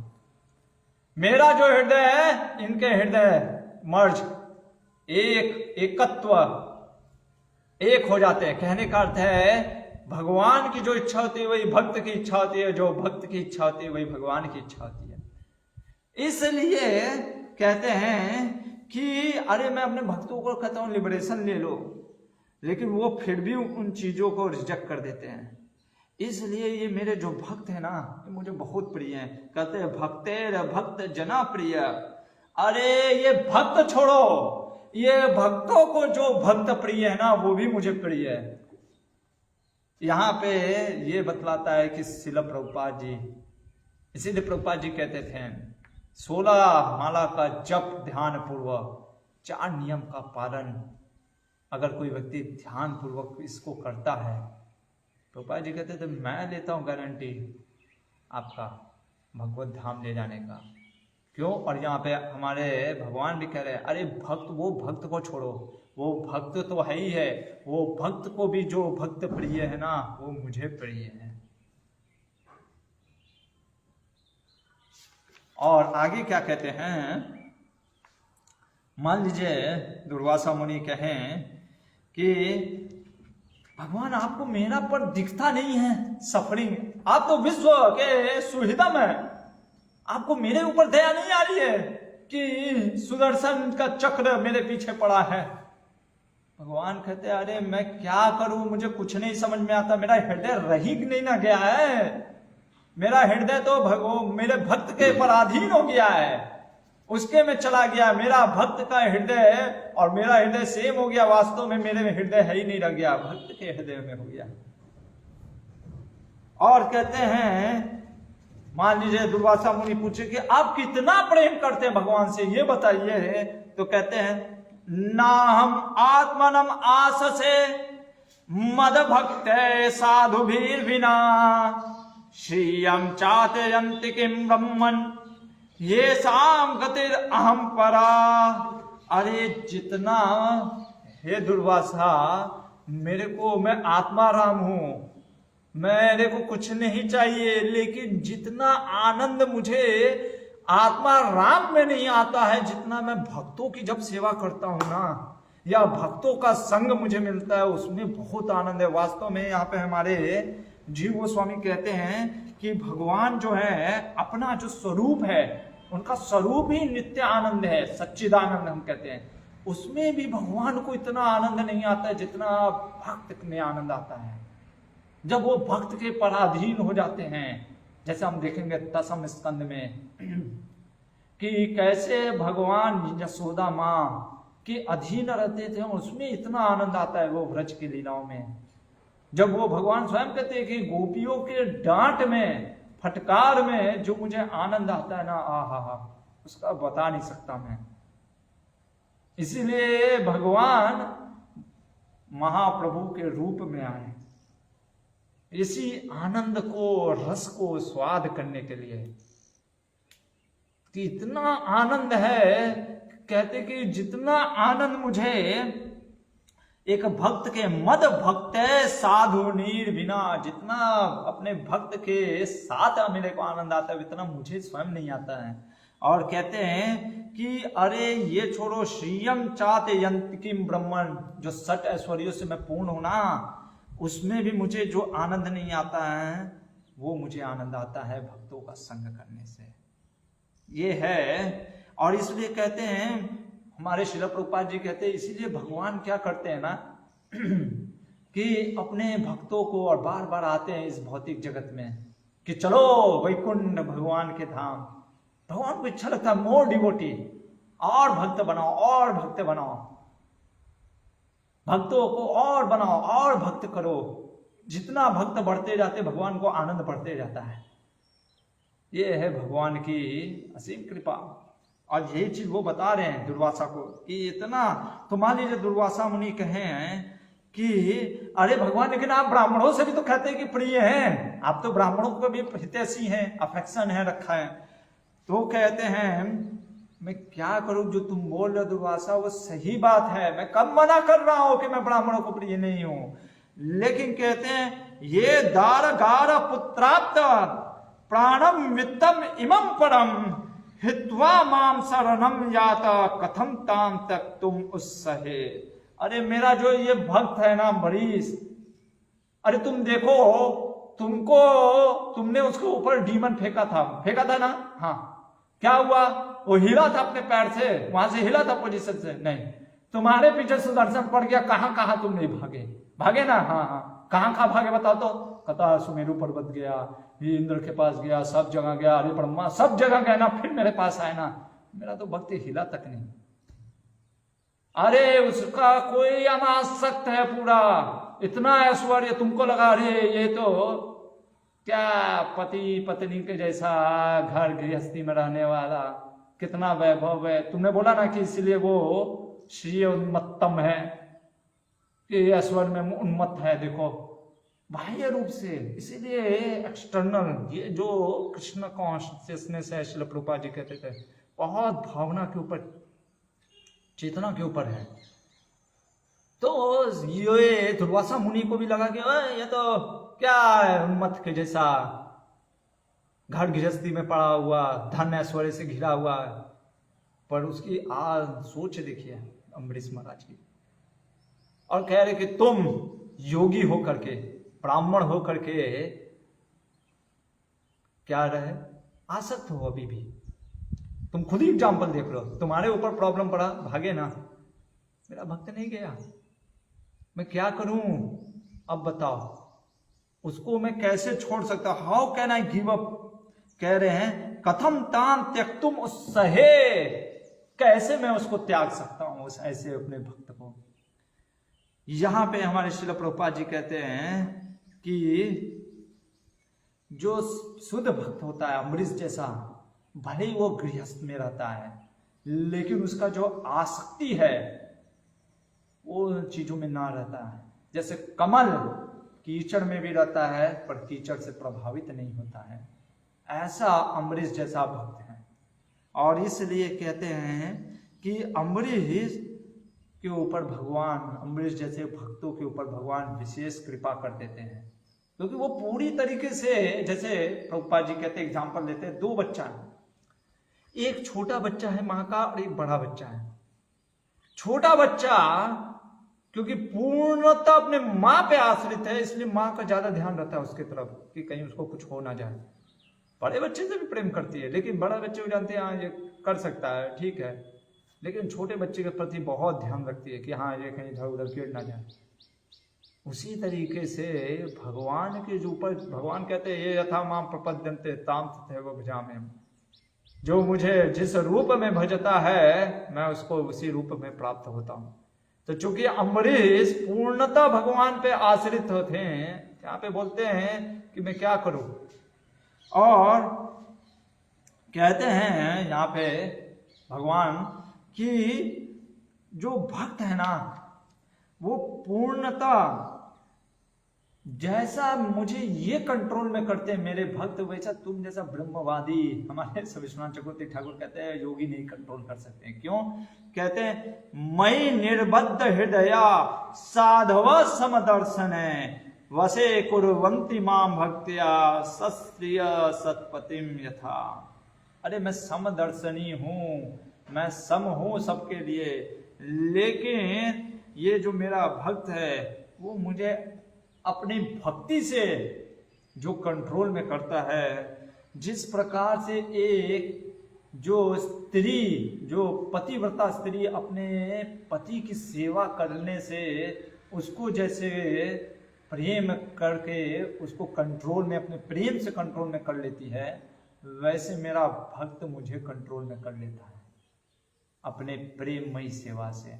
और आगे कहते हैं कि ये छोड़ो दुर्वासा, मेरे भक्त को मैं क्या कहता हूं, मत सेवा प्रतितम ते, मैं उसको सेवा का फल देना चाहता हूं। और क्या फल देता हूं? सालोक यादि चतुस्तयम नेच्छन्ति सेवया पुना।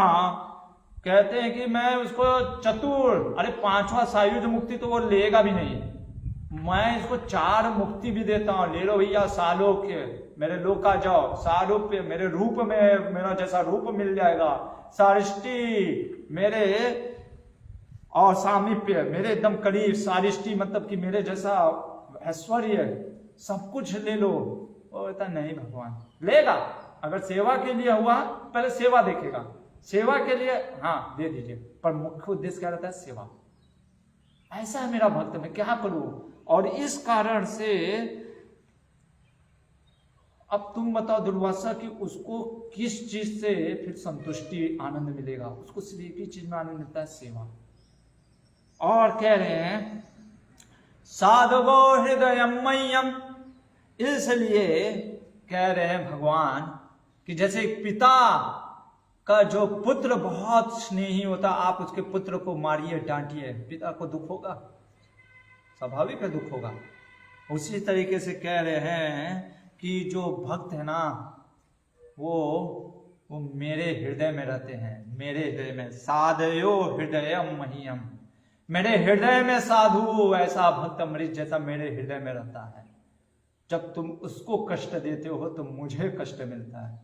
तो मान लीजिए भगवान से बोले कि अम्बरीश महाराज दंडवत मार, अरे दुर्वासा दंडवत मार के कहे भगवान मैं आपसे क्षमा मांगता हूं, मुझे क्षमा कर दो।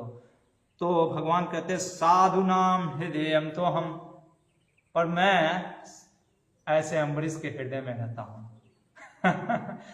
साधु नाम, साधु मेरे हृदय में रहता है, अम्बरीश मेरे हृदय में रहता है।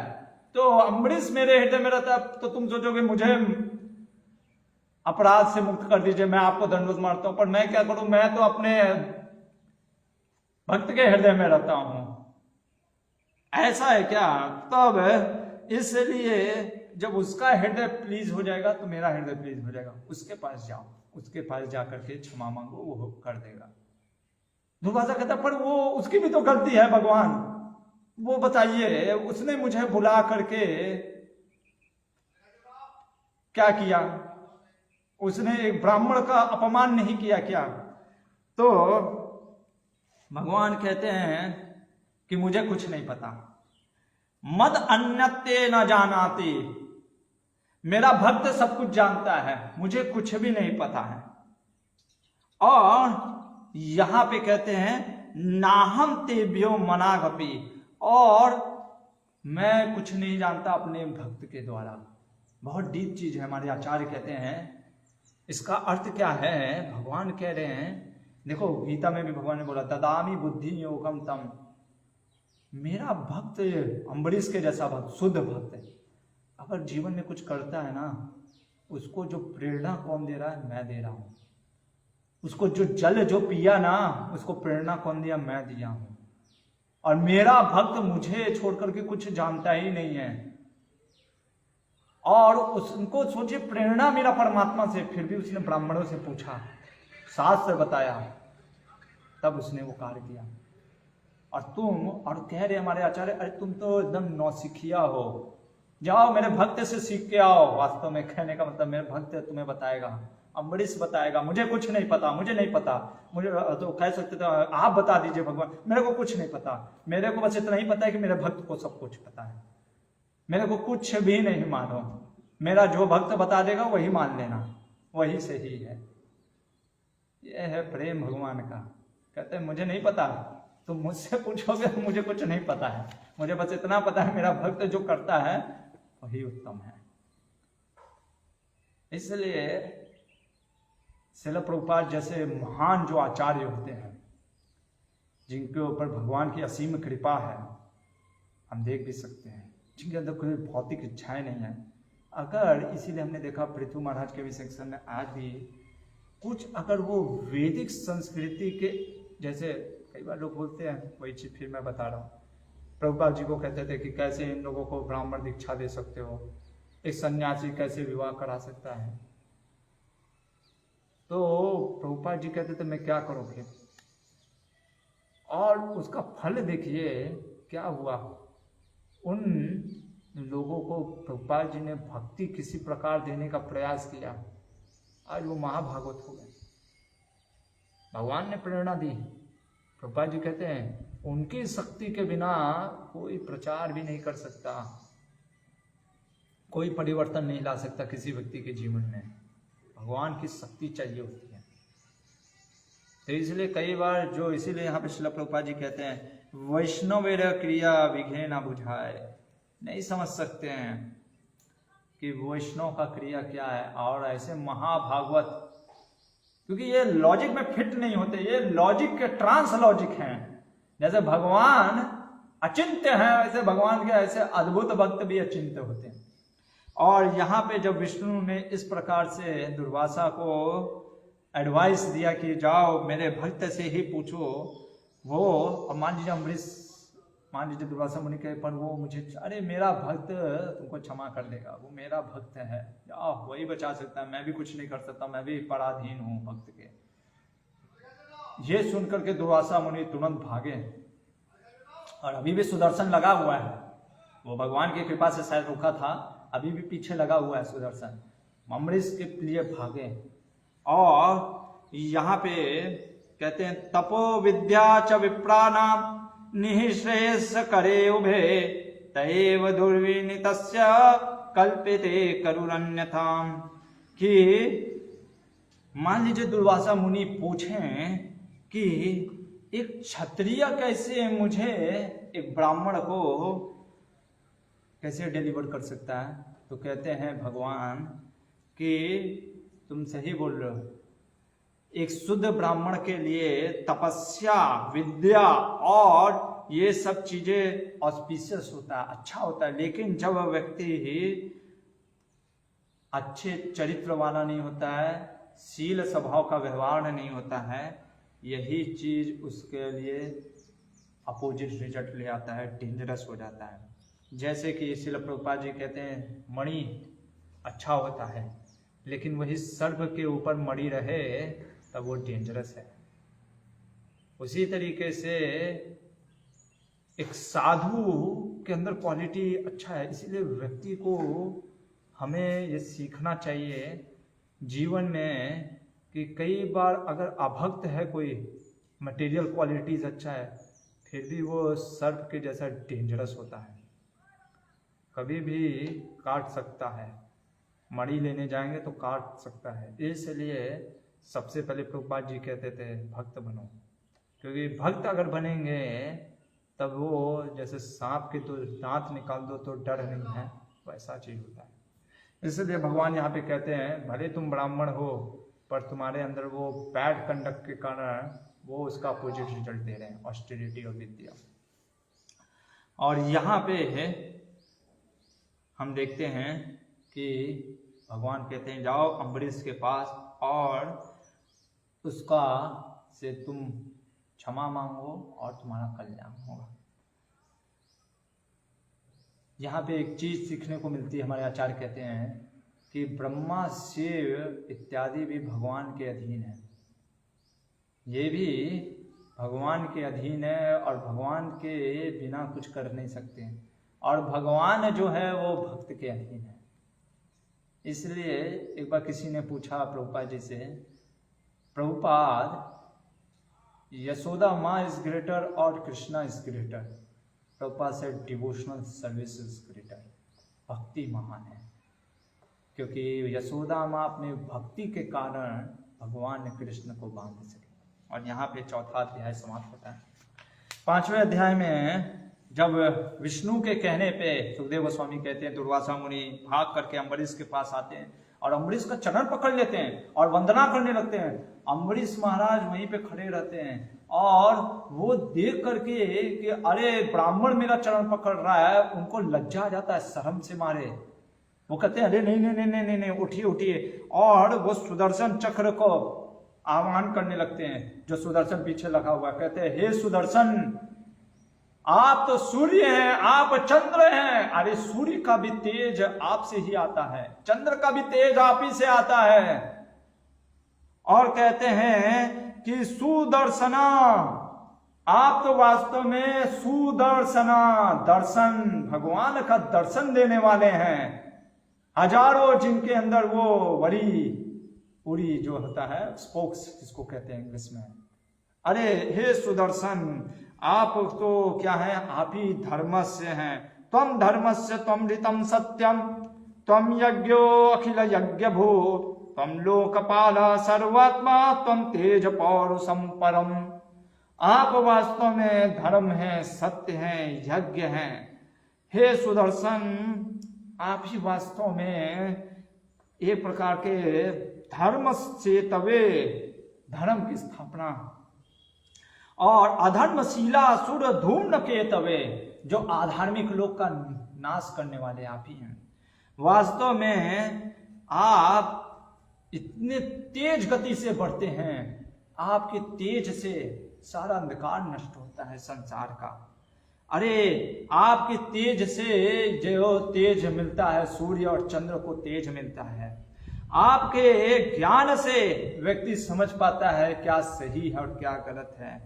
मैं आपसे प्रणाम करता हूं, कृपया करके आप दुष्टों का नष्ट करिए। तो सुदर्शन कहेगा मान लीजिए ये भी दुष्ट नहीं, आप उन दुष्टों का नष्ट करिए, तो ब्राह्मण है इसके ऊपर कृपा करिए, और कृपया करके इस ब्राह्मण पे कृपा करके हमारे कुल का वो करिए, वर्चस्व को फैलाइए।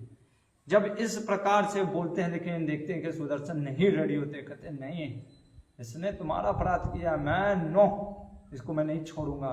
तो अम्बरीश महाराज को वचन देते हैं, तपस्या, कहते हैं कि यदि मैंने कभी ब्राह्मणों की सेवा की है, यदि कभी मैंने दान किया है, यज्ञ किया है, तप कर आया है, तो कृपया करके सुदर्शन इनको क्षमा करें। सुदर्शन कहते हैं नहीं, मैं फिर भी नहीं छोड़ूंगा।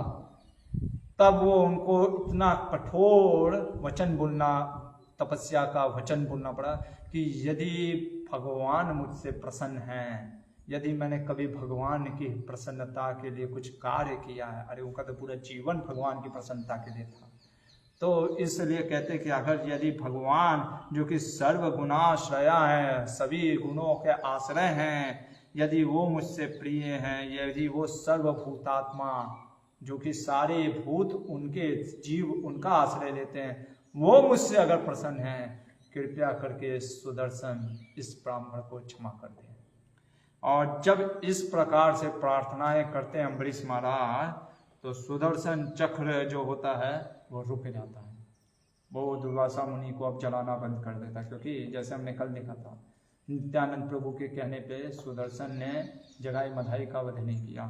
उसी तरीके से दुर्वासा मुनि ने जब देखा, अरे ये अम्बरीश महाराज के कृपा के कारण, वरना आज तो एकदम चटनी बनना था, जल करके भस्म होना ही था। इसलिए दुर्वासा मुनि कहते हैं यहाँ पे, अहो अनंतम दासानम, आज मैंने देख लिया। क्या देख लिया? महत्वम दृष्ट माध्यमे महानता देख ली एक भक्त की। कृतागसोपि यद राजन मंगलानी समीह से। अरे मैं तो इसको राजा समझता था सिर्फ कि अरे ये तो राजा है, क्योंकि राजा क्या होता है, आदमी सोचता है अरे ये तो कुछ गैर गुजरा होगा, ठीक है, स्त्री धन में लगा हुआ। पर आज मैंने देख लिया कि इसके चरणों में मैंने अपराध करके बहुत बड़ा गंभीर अपराध किया। इसलिए कहते हैं दुष्कर को नो साधु नाम। अरे साधु के लिए क्या दुष्कर है, कहने का मतलब है साधु क्या कृपा नहीं कर सकता है, कोई बड़ा चीज नहीं है सुदर्शन को रोकना, क्या नहीं कर सकता। दुस्सजो व महात्मा नाम। अरे एक भक्त क्या नहीं दे सकता है, छोड़ सकता है। मैं सोचता था कि ये क्या छोड़ेगा, पर आज देख लिया इसने अपना सारा चीज, अहंकार, धन, ऐश्वर्य, सब कुछ एक प्रकार से त्यागा हुआ है। यानी कहने का मतलब है कि हमारे आचार्य कहते इवन दो भगवान के भक्तों पे कोई अपराध भी कर देता है, वो अपराध को भी नजरअंदाज कर देते हैं। यह संग्रहितो भगवान सात्वताम ऋषभो हरि। अरे भगवान ने अपनी भक्ति से, अरे भक्तों ने अपनी भक्ति से भगवान को प्रसन्न कर लिया है। यम नाम श्रुति मात्रे न। अरे जो एक नाम मात्र से भगवान का वो क्या होते हैं, पुमन भवती निर्मला, निर्मल हो जाते हैं। तस्य तीर्थ पदा किम व तासा नाम अभिशिष्यते। ऐसे जो भगवान के दास हैं उनके लिए क्या अद्भुत चीज है ये कार्य करना। और कहते हैं कृपया करके हे राजन आपने मुझे क्षमा किया, मैंने बहुत बड़ा चीज सबक सीख लिया, आज भक्तों का लक्षण देख लिया और वैष्णव अपराध की। इसीलिए यही जो दुर्वासा मुनि होते हैं, जब महाभारत में भी अम्बरीश का ये होने के बाद जब हमारे आचार्य कहते हैं युधिष्ठिर के पास भी गए थे, और जब उन्होंने कहा कि अरे हमें खिलाइए आज, और जब ये भगवान वहाँ पे प्रकट हो जाते हैं और वो भोग जन कर लेते, तो ये लोग जब गए होते उस समय में स्नान करके और डकार लेते, अरे लग रहा हम लोगों ने खा लिया। फिर उन्होंने कहा अरे लेकिन उधर तो बना दिया होगा, और वो देखते अरे भीम आ रहा बुलाने के लिए। सब कहते भागो, मेरे को पहले भी याद है मैं बहुत भागा था, पूरा वैकुंठ तक भागना पड़ा था, आज नहीं, अपराध नहीं करेंगे। तब उस दिन से दुर्वासा मुनि बहुत डरते थे कि वैष्णव का अपराध नहीं करना भैया, नहीं तो फिर सुदर्शन कहीं लग गया तो यहाँ पे ये चीज। और देखिए अम्बरीश महाराज की चेतना देखिए है कि अम्बरीश महाराज दुर्वासा का इंतजार कर रहे थे। यहाँ पे शब्द आ रहा है कि अम्बरीश महाराज कुछ खाते नहीं है, ये नहीं कि ओ दुर्वासा गया हुआ है ठीक है लगे रहने दो आएगा वो, और यहाँ पे अपना हलवा पूरी खा रहे। नहीं, अम्बरीश महाराज का तपस्या देखिए। अरे गलती किया वो, और दुर्वासा मुनि इनके गलती का, लेकिन ये होता है वैष्णव पर दुख दुखी। ऐसा मतलब कि कई बार हम जब पढ़ते हैं इन चीजों को तो समझ में आता है कि वैष्णव क्या चीज है, अद्भुत है। हम तो वैष्णव के वी पे भी अभी नहीं आए, वो भी नहीं हुए हैं वैष्णव। वैष्णव बहुत महान चीज है, वो बहुत ऊपर का चीज है, भक्ति और भक्त। धीरे धीरे प्रभुपाद जी की कृपा और आचार्यों की कृपा से शायद, लेकिन यही चीज है ना। इसलिए जब भागवत को सुनेंगे समझेंगे तब हमको पता चलेगा, नहीं तो 10वें दिन में मारेंगे जंप, तब हमको लगेगा कि अरे हम तो लीला स्मरण कर सकते हैं राधा कृष्ण का। देखेंगे वो दशम स्कंद। इसीलिए बैकग्राउंड है कि सोचिए ये जो भक्त हैं इनकी भी बराबरी हम नहीं कर सकते हैं, तो जो गोपियां हैं, जो भगवान के, जो ब्रज के जो भक्त हैं, अद्भुत है, बहुत महान है। तो यहाँ पे अम्बरीश महाराज सबसे पहले ब्राह्मण का इंतजार करते रहे 1 साल तक, और हमारे आचार्य कहते सिर्फ पानी पी करके रहते थे। 1 साल लग गया, क्योंकि भैया गए ब्रह्मा जी, फिर वहां पे गए शिव लोग, फिर वैकुंठ लोग, वहां से आने में 1 साल बीत गया, और तब तक वो बस पानी पी करके थे। कहने नहीं भोजन नहीं करूंगा मैं, मेरा जो अतिथि अभी आया नहीं है, वापस आएगा, हम दुर्वासा आएगा। तो इस प्रकार से जब दुर्वासा मुनि वापस आते हैं फिर उनको भोजन कराते हैं सबसे पहले। सोचिए इतना अद्भुत है। दुर्वासा मुनि को भोजन कराने के बाद दुर्वासा मुनि बहुत प्रसन्न होते, कहते हैं अब आप भी भोजन कर लीजिए। और उसके बाद दुर्वासा मुनि स्वयं कहते हैं कि भागवत, आज मैंने भागवत को देख लिया और तुम्हारे सिर्फ देखने, तुम्हारे जैसे महाभागवत का दर्शन करना, उसको स्पर्श करना या उसके बारे में बात करना ही अद्भुत चीज़ है। और कहते हैं कि मैं तुमको वचन देता हूँ, मैं तुमको आशीर्वाद देता हूँ कि अम्बरीश तुम्हारा जब तक ये सृष्टि रहेगा, अम्बरीश तुम्हारे क्या होंगे, तुम्हारे लोग गुणगान करेंगे, इस भौतिक जगत के लोग। और जो कि आज हमको अम्बरीश महाराज के गुणगान करने का मौका मिल रहा है। तो यहाँ पे इसीलिए दुर्वासा मुनि फिर वहाँ से ब्रह्मलोक की तरफ निकलते हैं और जाते जाते सब जगह पे बताते जा रहे थे कि भक्ति क्या चीज़ है, भक्त कौन होता है। मत समझना अम्बरीश को कि ऐसा वैसा है, बहुत बड़ा भक्त है, पीछे लग गया था मेरा सुदर्शन, ठीक है, तुम लोग तो बच नहीं पाओगे, मैं तो कैसे बच गया। और ये बता रहे थे कि कैसे अम्बरीश महाराज जैसा भक्त महान है। अम्बरीश महाराज की जय हो। इसीलिए यहाँ पे हमको सीखने को मिलता है, बहुत कुछ है कि एक्सटर्नली हम किसी को नहीं समझ सकते, जज नहीं कर सकते, हो ये तो काम ये सब वासनाओं में लिप्त है। इसलिए हमें ये देखना चाहिए हम क्या कर सकते हैं।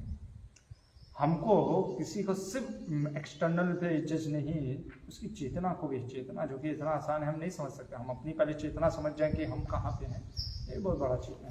तो यहाँ पे अम्बरीश महाराज जो कि 1 साल जो उन्होंने ये फास्टिंग किया था और जो कि ड्रिंकिंग वाटर, फिर जो दुर्वासा मुनि रिटर्न बैक हुए हैं, अम्बरीश महाराज की चेतना पे ध्यान दीजिए। सुखदेव गोस्वामी कह रहे हैं 24वें श्लोक में, अध्याय के ये 5वें अध्याय में 9वें स्कंद का, कह रहे हैं कि सुदर्शन ने जो वर्ण करने का प्रयास किया दुर्वासा को, लेकिन अम्बरीश ने सोचा ये सारा जो मैं सह पाया, देखिए वो ये नहीं सोच रहे थे कि मैं अपने बल से कर लिया सब, कह ये तो भगवान की कृपा थी, ये तो भगवान की कृपा है कि मुझे क्रोध नहीं आया है, भगवान की कृपा है कि मैं ये साल भर व्रत तपस्या कर पाया। ये चेतना होती है भक्त की। और अम्बरीश फिर भगवान के भजन करने के लिए, देखिए ये भक्त होता है ना, कभी भी उसका मन नहीं भरता है। जैसे भौतिक व्यक्ति का 1 BHK बिल्डिंग हो जाता है 2 BHK 3 BHK, वैसे जो अम्बरीश महाराज जैसा भक्त वो कभी संतुष्ट नहीं होता है भक्ति से। ये नहीं कहता अरे बहुत हो गया भैया, इतना बहुत कर लिए, हाँ आप थोड़ा सा आराम नहीं। अम्बरीश महाराज क्या करते हैं, वानप्रस्थ ले लेते हैं और अपने पुत्रों को क्या करते हैं, बना करके राजा, अब भक्ति में, भगवान वासुदेव की भक्ति में लग जाते हैं। और कहते हैं हमारे सुखदेव गोस्वामी कि जो भी अम्बरीश महाराज के जो कथाओं को सुनता है या सुनाता है श्रद्धापूर्वक, वो भगवान के भक्ति में पढ़ता है, भगवान का भक्त बनता है और अंत में उसको भी अम्बरीश के जैसा उसका मन पवित्र होकर के भगवान के धाम को प्राप्त करता है।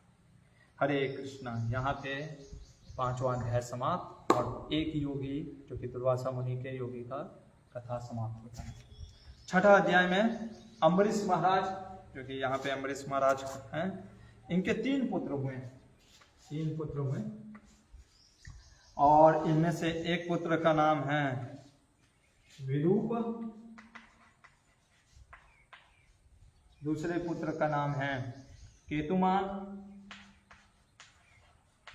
और तीसरे पुत्र का नाम है शंभु।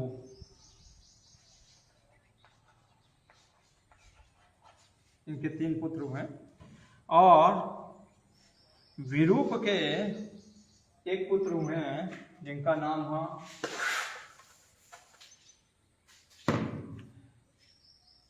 पृषदस्व।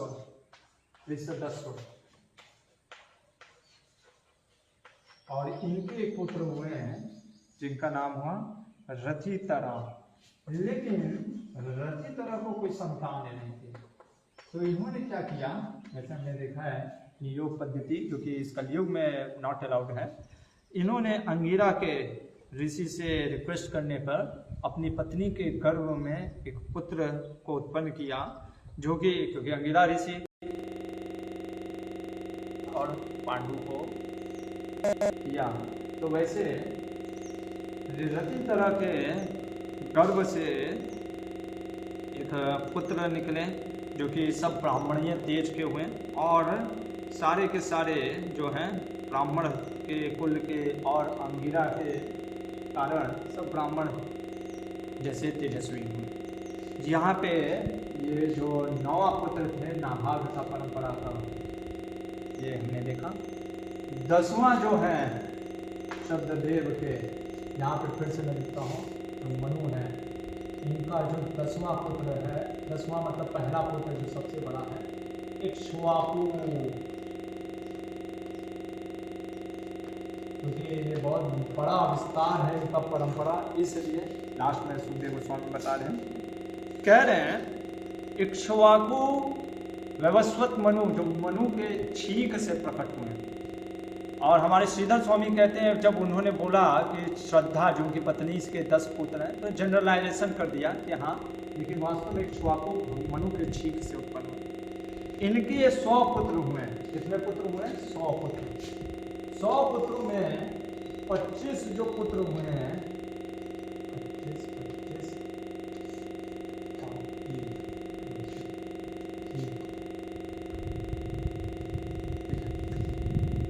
इन 25 पुत्रों में आर्यवर्त कहने का अर्थ है हिमालय और विंध्याचल के बीच में जो जगह होता है उसको आर्यवर्त। उस आर्यवर्त के वेस्टर्न साइड यानी वेस्ट में जो हैं उसके राज्य ये 25 बच्चों ने किए इक्ष्वाकु के।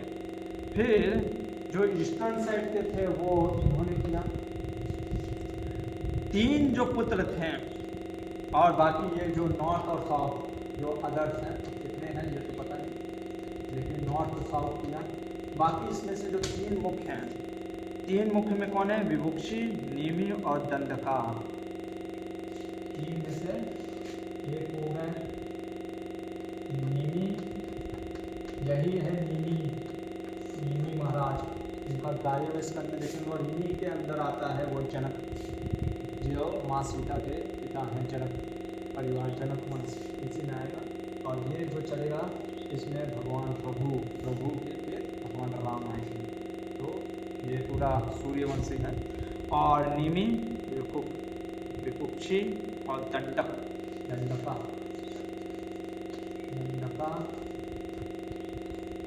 और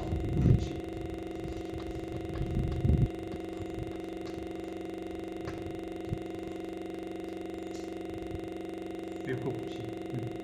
तो ये जो हम देखेंगे, तो क्या होता है, सुखदेव गोस्वामी कहते हैं कि एक बार इक्ष्वाकु ने अष्टका श्राद्ध करने के लिए, अपने पिता के लिए श्राद्ध करने के लिए, अष्टका श्राद्ध कहने का अर्थ होता है ये जो अभी जनवरी फरवरी मार्च के महीने में श्राद्ध जो होती है, उसमें जो कि इस कलयुग में ये भी वर्जित है कि अपने पितरों को कई बार मांस या अर्पण किया जाता है। तो महाराज इक्ष्वाकु ने अपने पितरों को अर्पण करने के लिए, वो पिंड दान करने के लिए, श्राद्ध करने के लिए अपने बेटे विपुक्षी को भेजा कि जाओ जंगल में, क्षत्रिय था। तो जब ये विपुक्षी गए और जब इन्होंने कई जानवरों का हत्या किया, रैबिट इत्यादि का, देखिएगा यहाँ पे कई बार लोग कहते कि क्षत्रिय यानी वैदिक संस्कृति में है मांस खाते थे, हम क्यों नहीं खा सकते? नहीं, मांस खाते थे, मैंने उसका पूरा चीज़ आपको बताया, पहली बार बताया, लेकिन ये हाईएस्ट प्रिंसिपल नहीं था। शूद्र जो होते थे वो मांस कैसे खाते थे? काली को ऑफर करके, काली को मतलब कि ऑफर करने का मतलब है काली देवी को ऑफर करके, और फिर अमावस्या और पूर्णिमा में खाते थे, 15 दिन में। इस तरीके से स्लॉटर हाउस खोलते नहीं थे। जो क्षत्रिय होते थे वो खुद ही जानवरों का शिकार करके कभी कदार वो भोजन कर लेते थे, लेकिन हर समय नहीं। जो क्षत्रिय रह नहीं सकते थे उनके लिए कहा जा रहा है, हम देखते हैं युधिष्ठिर महाराज इत्यादि इन्होंने कभी मांस का सेवन नहीं किया। विकुक्षी जब गया जंगल में तो उसने एक रैबिट को जो शिकार किया खरगोश का, तो क्या किया, अभी उसको भूख लग गई तो उसने सोचा चलो एक मार देते हैं, उसी में भूल गया। ठीक है, इसीलिए प्रभुपाद जी कहते हैं दरिद्रता, क्योंकि जब व्यक्ति भूख से दरिद्र हो जाता है तो उसको कई बार कुछ समझ में नहीं आता है कि वो क्या है, मरता क्या ना करता, तो इसलिए उसने एक रैबिट का मांस खा लिया। ये हमारा शास्त्र इतना महान है कि कुछ भी चीज़ें नहीं छिपाते, व्यास ने एकदम न्यूट्रल, पूरा अद्भुत चीज़ है। और विकुक्षी जब खा लिया तो जब वो बाकी सब लेकर के आया तो वशिष्ठ जो मुनि थे वो समझ गए, नहीं ये गलत है, ये जो श्राद्ध में नहीं लग सकता, इसने खा लिया। इक्ष्वाकु को गुस्सा आ गया, उन्होंने उसको देश से निकाल दिया अपने बेटे को। इसलिए नहीं कि मांस खाया, इसलिए निकाला कि उसने क्या किया, रुक नहीं सका, सेंस कंट्रोल नहीं रहा और ये भूल गया कि श्राद्ध के लिए है।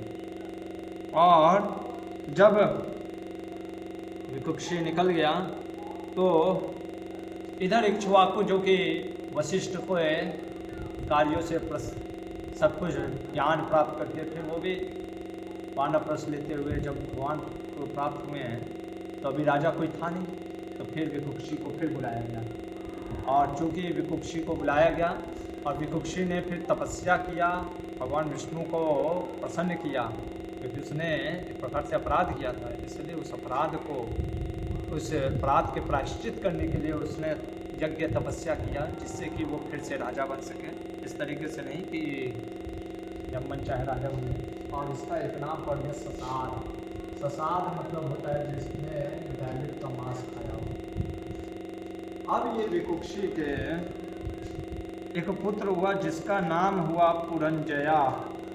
पुरंजया या इसका नाम बहुत है, पुरंजया है, इंद्रवाहा है। इसके इतने नाम क्यों हुए मैं आपको बताता हूँ। पुरंजया कहने का अर्थ है जिसने देवताओं, तो क्या हुआ, स्टोरी इस प्रकार से कि एक बार देवताओं और दानवों में युद्ध हो गई, फिर से हमेशा लड़ाई होता रहता है, तो दानव देवताओं पे जीतने लग गए। तो ये जो पुरंजया था इसने मदद किया, इसने कहा इंद्र को मैं तभी मदद करूंगा जब तुम मेरे वाहन बनोगे तब मैं बनूंगा, तुम्हारी मदद करूंगा। इंद्र ने कहा अरे भाई ये कैसे हो सकता, मैं स्वर्ग का राजा हूँ, तुम्हारा वाहन कैसे बन सकता हूँ, कहते फिर मैं मदद नहीं करूँगा। फिर भगवान विष्णु ने के कहने पे इंद्र रेडी हो गए और फिर इंद्र एक बहुत विशाल बैल बने और उस बैल के ऊपर ये बैठे, इसलिए इनका नाम इंद्रवाहा भी है कि इंद्र इनके वाहन बने। और ककुस्स कहने का अर्थ है क्योंकि ये बैल के ऊपर बैठे इसलिए इनको ककुस्स भी कहा गया। और चूँकि फिर पुरंजन ने अपने तेज से, वीरता से दानवों का नष्ट किया, दानवों को समाप्त किया और इस प्रकार से सारा जो धन प्राप्त किया वो इंद्र को फिर से दिया। तो ये हुआ पुरंजन। पुरंजन के जो पुत्र की परंपरा है वो हम देखते हैं।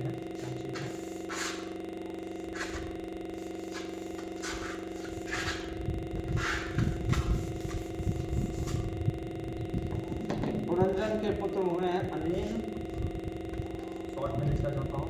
अनिल के पुत्र हुए विश्वगंधी, विश्वगंधा के पुत्र हुए हैं चंद्र, चंद्र के पुत्र हुए हैं युवानस्व, युवानस्व के पुत्र हुए हैं श्रावस्य, श्रावस्य जिन्होंने श्रावस्तपुरी बनाया। फिर इनके पुत्र हुए हैं बृहदस्व, बृहदस्व के पुत्र हुए हैं कुवलयस्व, यहाँ पे लिखता हूँ कुवलस्व, कुवलस्व। ये कुवलस्व इन्होंने उत्तंक राजा, जो कि महाभारत में भी हमने दिखा था, उत्तंक राजा को प्रसन्न करने के लिए एक राक्षस दुंदु को मारा, और दुंदु को मारा, लेकिन इसलिए इनका नाम दुंदु मार भी हुआ। इनके 21,000 पुत्र थे, पर वो दुंदु के आग में सारे उनके बेटे मर जाते, बस 3 ही बेटे बचते हैं। और उन तीनों बेटे के नाम होते हैं दीर्घाश्व, कपिलाश्व और भद्राश्व। और दीर्घाश्व जो कि इनका पुत्र हुआ, दीर्घाश्व का पुत्र हुए हरियाश्व, हरियाश्व का पुत्र हुआ निकुंभ, निकुंभ का पुत्र हुए हैं बहुलाश्व, बहुलाश्व के पुत्र हुए हैं कृशाश्व, कृशाश्व के पुत्र हुए हैं सेनाजित, सेनाजित के पुत्र हुए हैं युवनाश्व, युवनाश्व। ये सारे नाम आपको मिल जाएंगे इस छठे अध्याय में।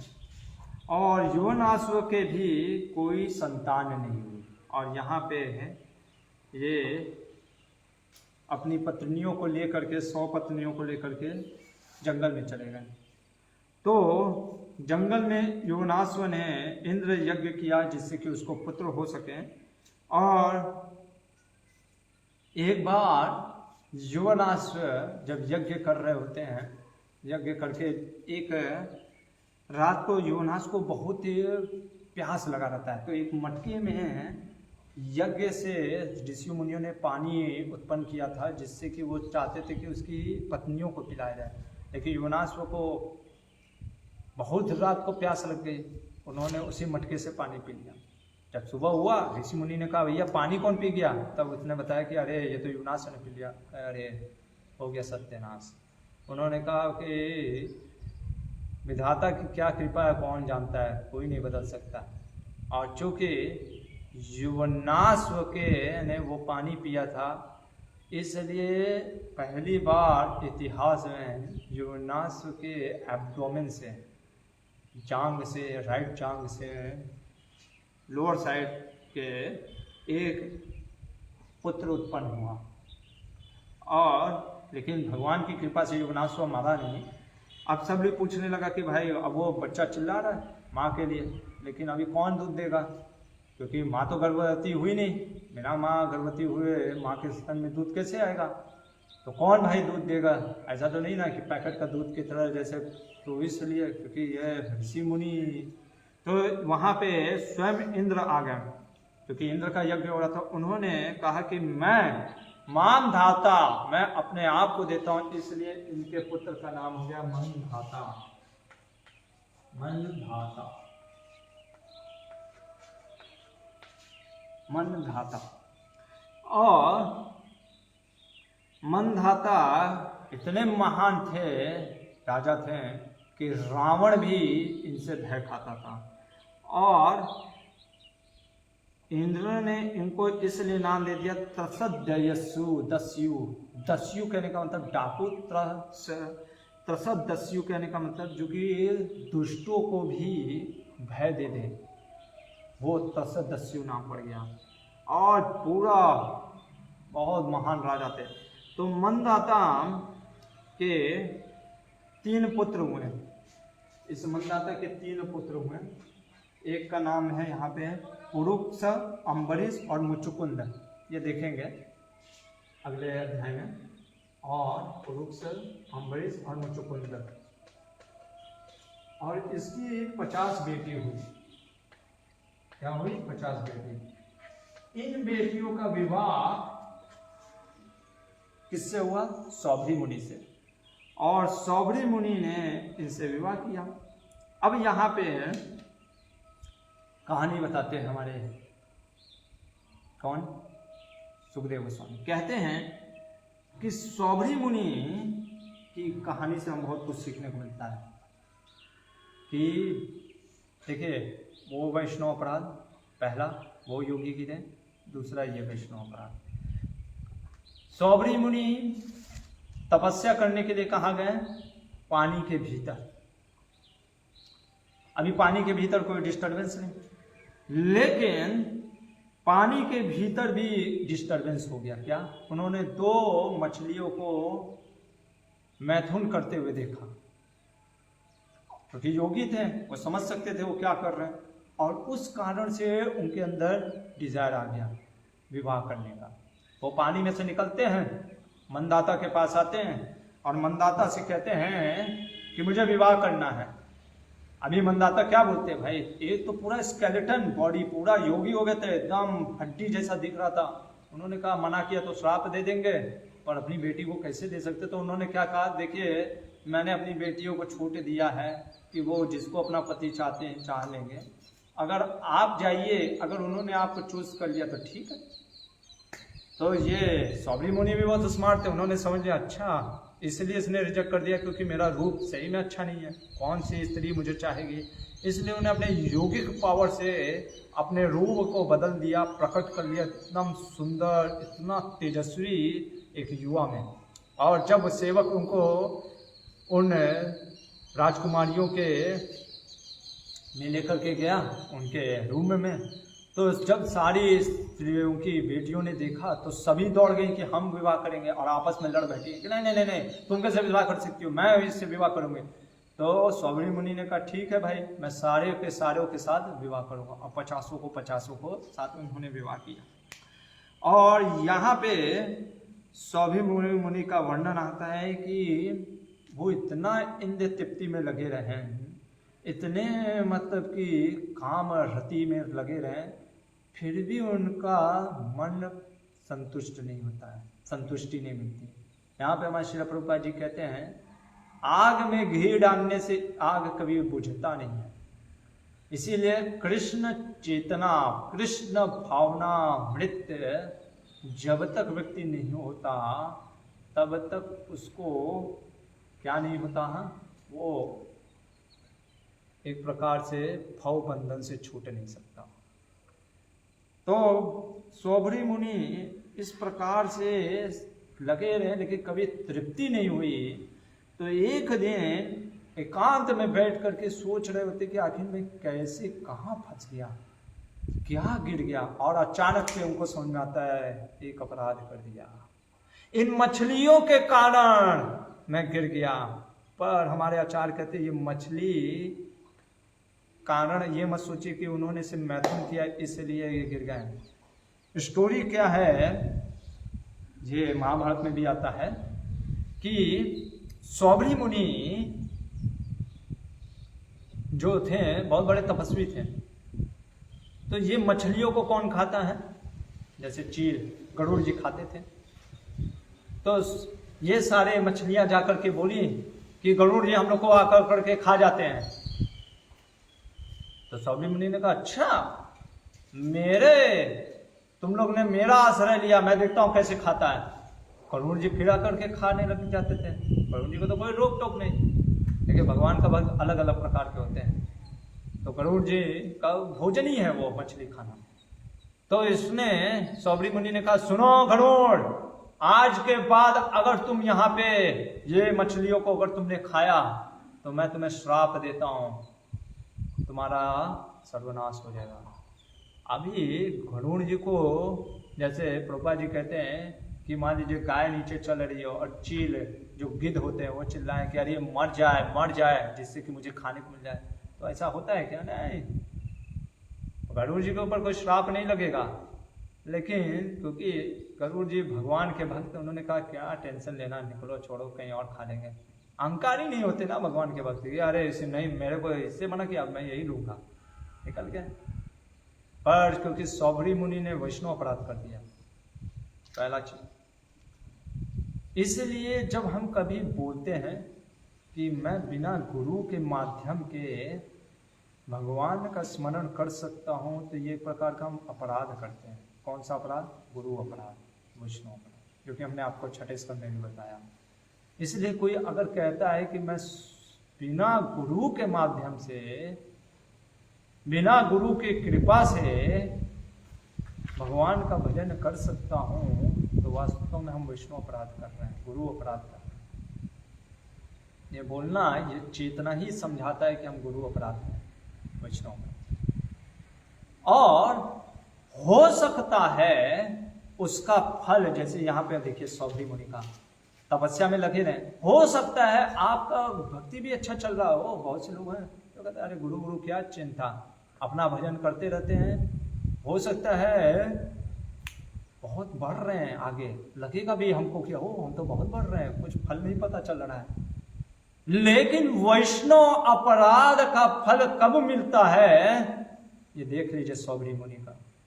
अकेले थे, कोई ऐसे जगह पे थे जहां पे कोई डिस्टरबेंस हो नहीं सकता था, फिर भी हो गया ना डिस्टर्ब। अरे हम देखते हैं कि दो जानवर कभी कुछ करते हैं हमको नहीं समझ में आता है। सोचिए दो मछली अगर आपस में कुछ कर रहे हैं तो कोई नहीं समझ सकता क्या कर रहे हैं, कुछ पता भी नहीं चलता है।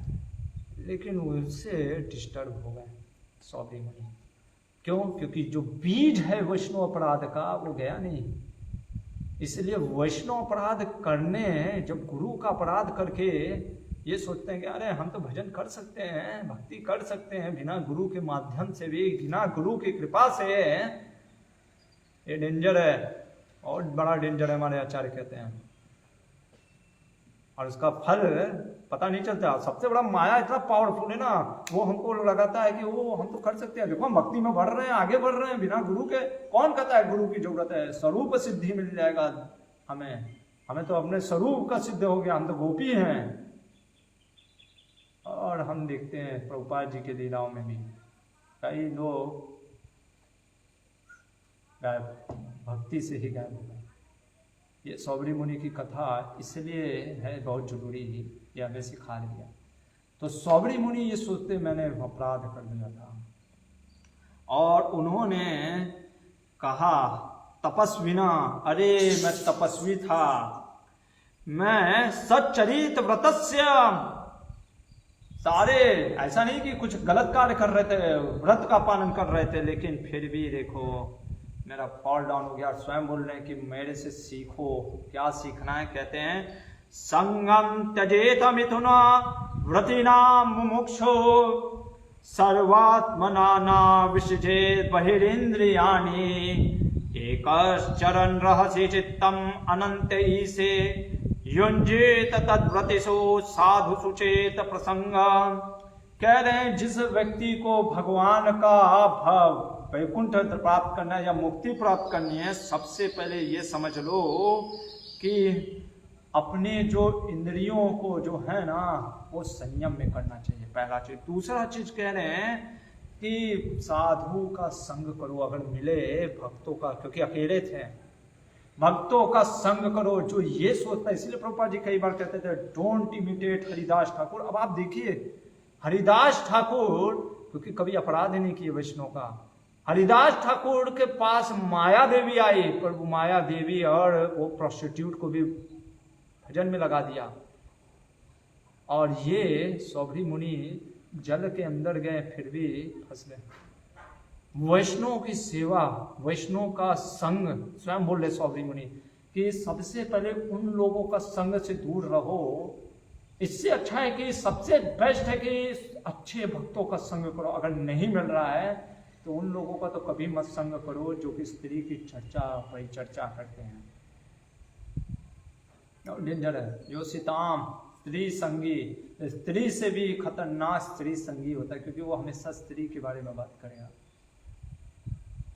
इसलिए कह रहे हैं कि मेरे से सीखो। और आगे क्या कह रहे हैं कि माया का पावर देखो कैसा है। माया का पावर कह रहे हैं एक तपस्वे अहमंता, एक तपस्वे अहम अथाम भसी मत्स्य संगा पंचसाद समुत पंच सहस्र सर्गा नातम व्रजामि उभय कृत मनोरथाना माया गुणे हितमते विषय अर्थ भावा। मतलब मैंने एक मछली को बस मैथुन करते हुए देखा, मैं 50 के पीछे पड़ गया। माया देखो पावरफुल है। और उस 50 के मैं अकेला था, 50 के साथ संग करने के कारण हर एक के गर्भ से 100 पुत्र उत्पन्न किए, 5000 आज पुत्र हैं। माया कैसे, और मुझे लगा यही जीवन का आनंद है और इसी में मैं लिप्त रहा। मुझे लगा यही आनंद है, पर इसमें तो कोई आनंद नहीं मिला, मुझे तृप्ति ही नहीं हुआ। यह है माया।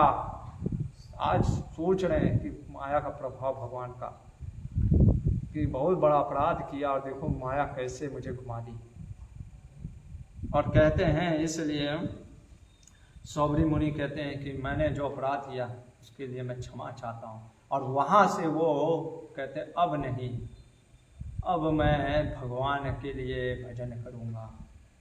और उनके इस भाव को देख करके उनकी जो पत्नियाँ होती हैं वो भी, क्योंकि सौबरी मुनि के जैसे ही वो भी महान थी, वो भी क्या करती हैं, अपने पति के अलावा उनका कोई था नहीं, थे वो, लेकिन अपने पति के साथ वो भी निकल गए भगवान के भजन के लिए। और सौबरी मुनि ने क्या किया, अपना शरीर भगवान को अर्पण कर दिया, पूरा भजन में लग करके, और वैकुंठ को प्राप्त हुए। और पत्नियों ने भी सौबरी मुनि की जैसे ही प्राप्त हुआ, क्यों? क्योंकि उनका श्रद्धा था। इसलिए हमारे प्रभुपाद जी कहते हैं, अगर किसी पत्नी को ऐसा पति मिल जाए जो कि आध्यात्मिक स्तर पे हो, ऐसे आध्यात्म अगर पति अगर हैं, तो बहुत नेचुरल हो जाता है पत्नी के लिए वो वैकुंठ प्राप्त करना, क्योंकि जहाँ पति वहाँ वो। इसीलिए हमारे शास्त्रों में आप देखेंगे, एक पुरुष के लिए जितना बोला गया है कि वो स्त्री से अनासक्त रहे, उतना स्त्री के लिए पति को नहीं बोला गया। स्त्री को क्यों? क्योंकि अगर मान लीजिए स्त्री पति से आसक्त भी है, तो किसके बारे में सोच रही है? पति के बारे में, कि पति को सेवा कर रही है, पति के बारे में ही जीवन लगा रही है। और अगर पति ऐसा आध्यात्म स्तर पे उन्नत है तो क्या होगा?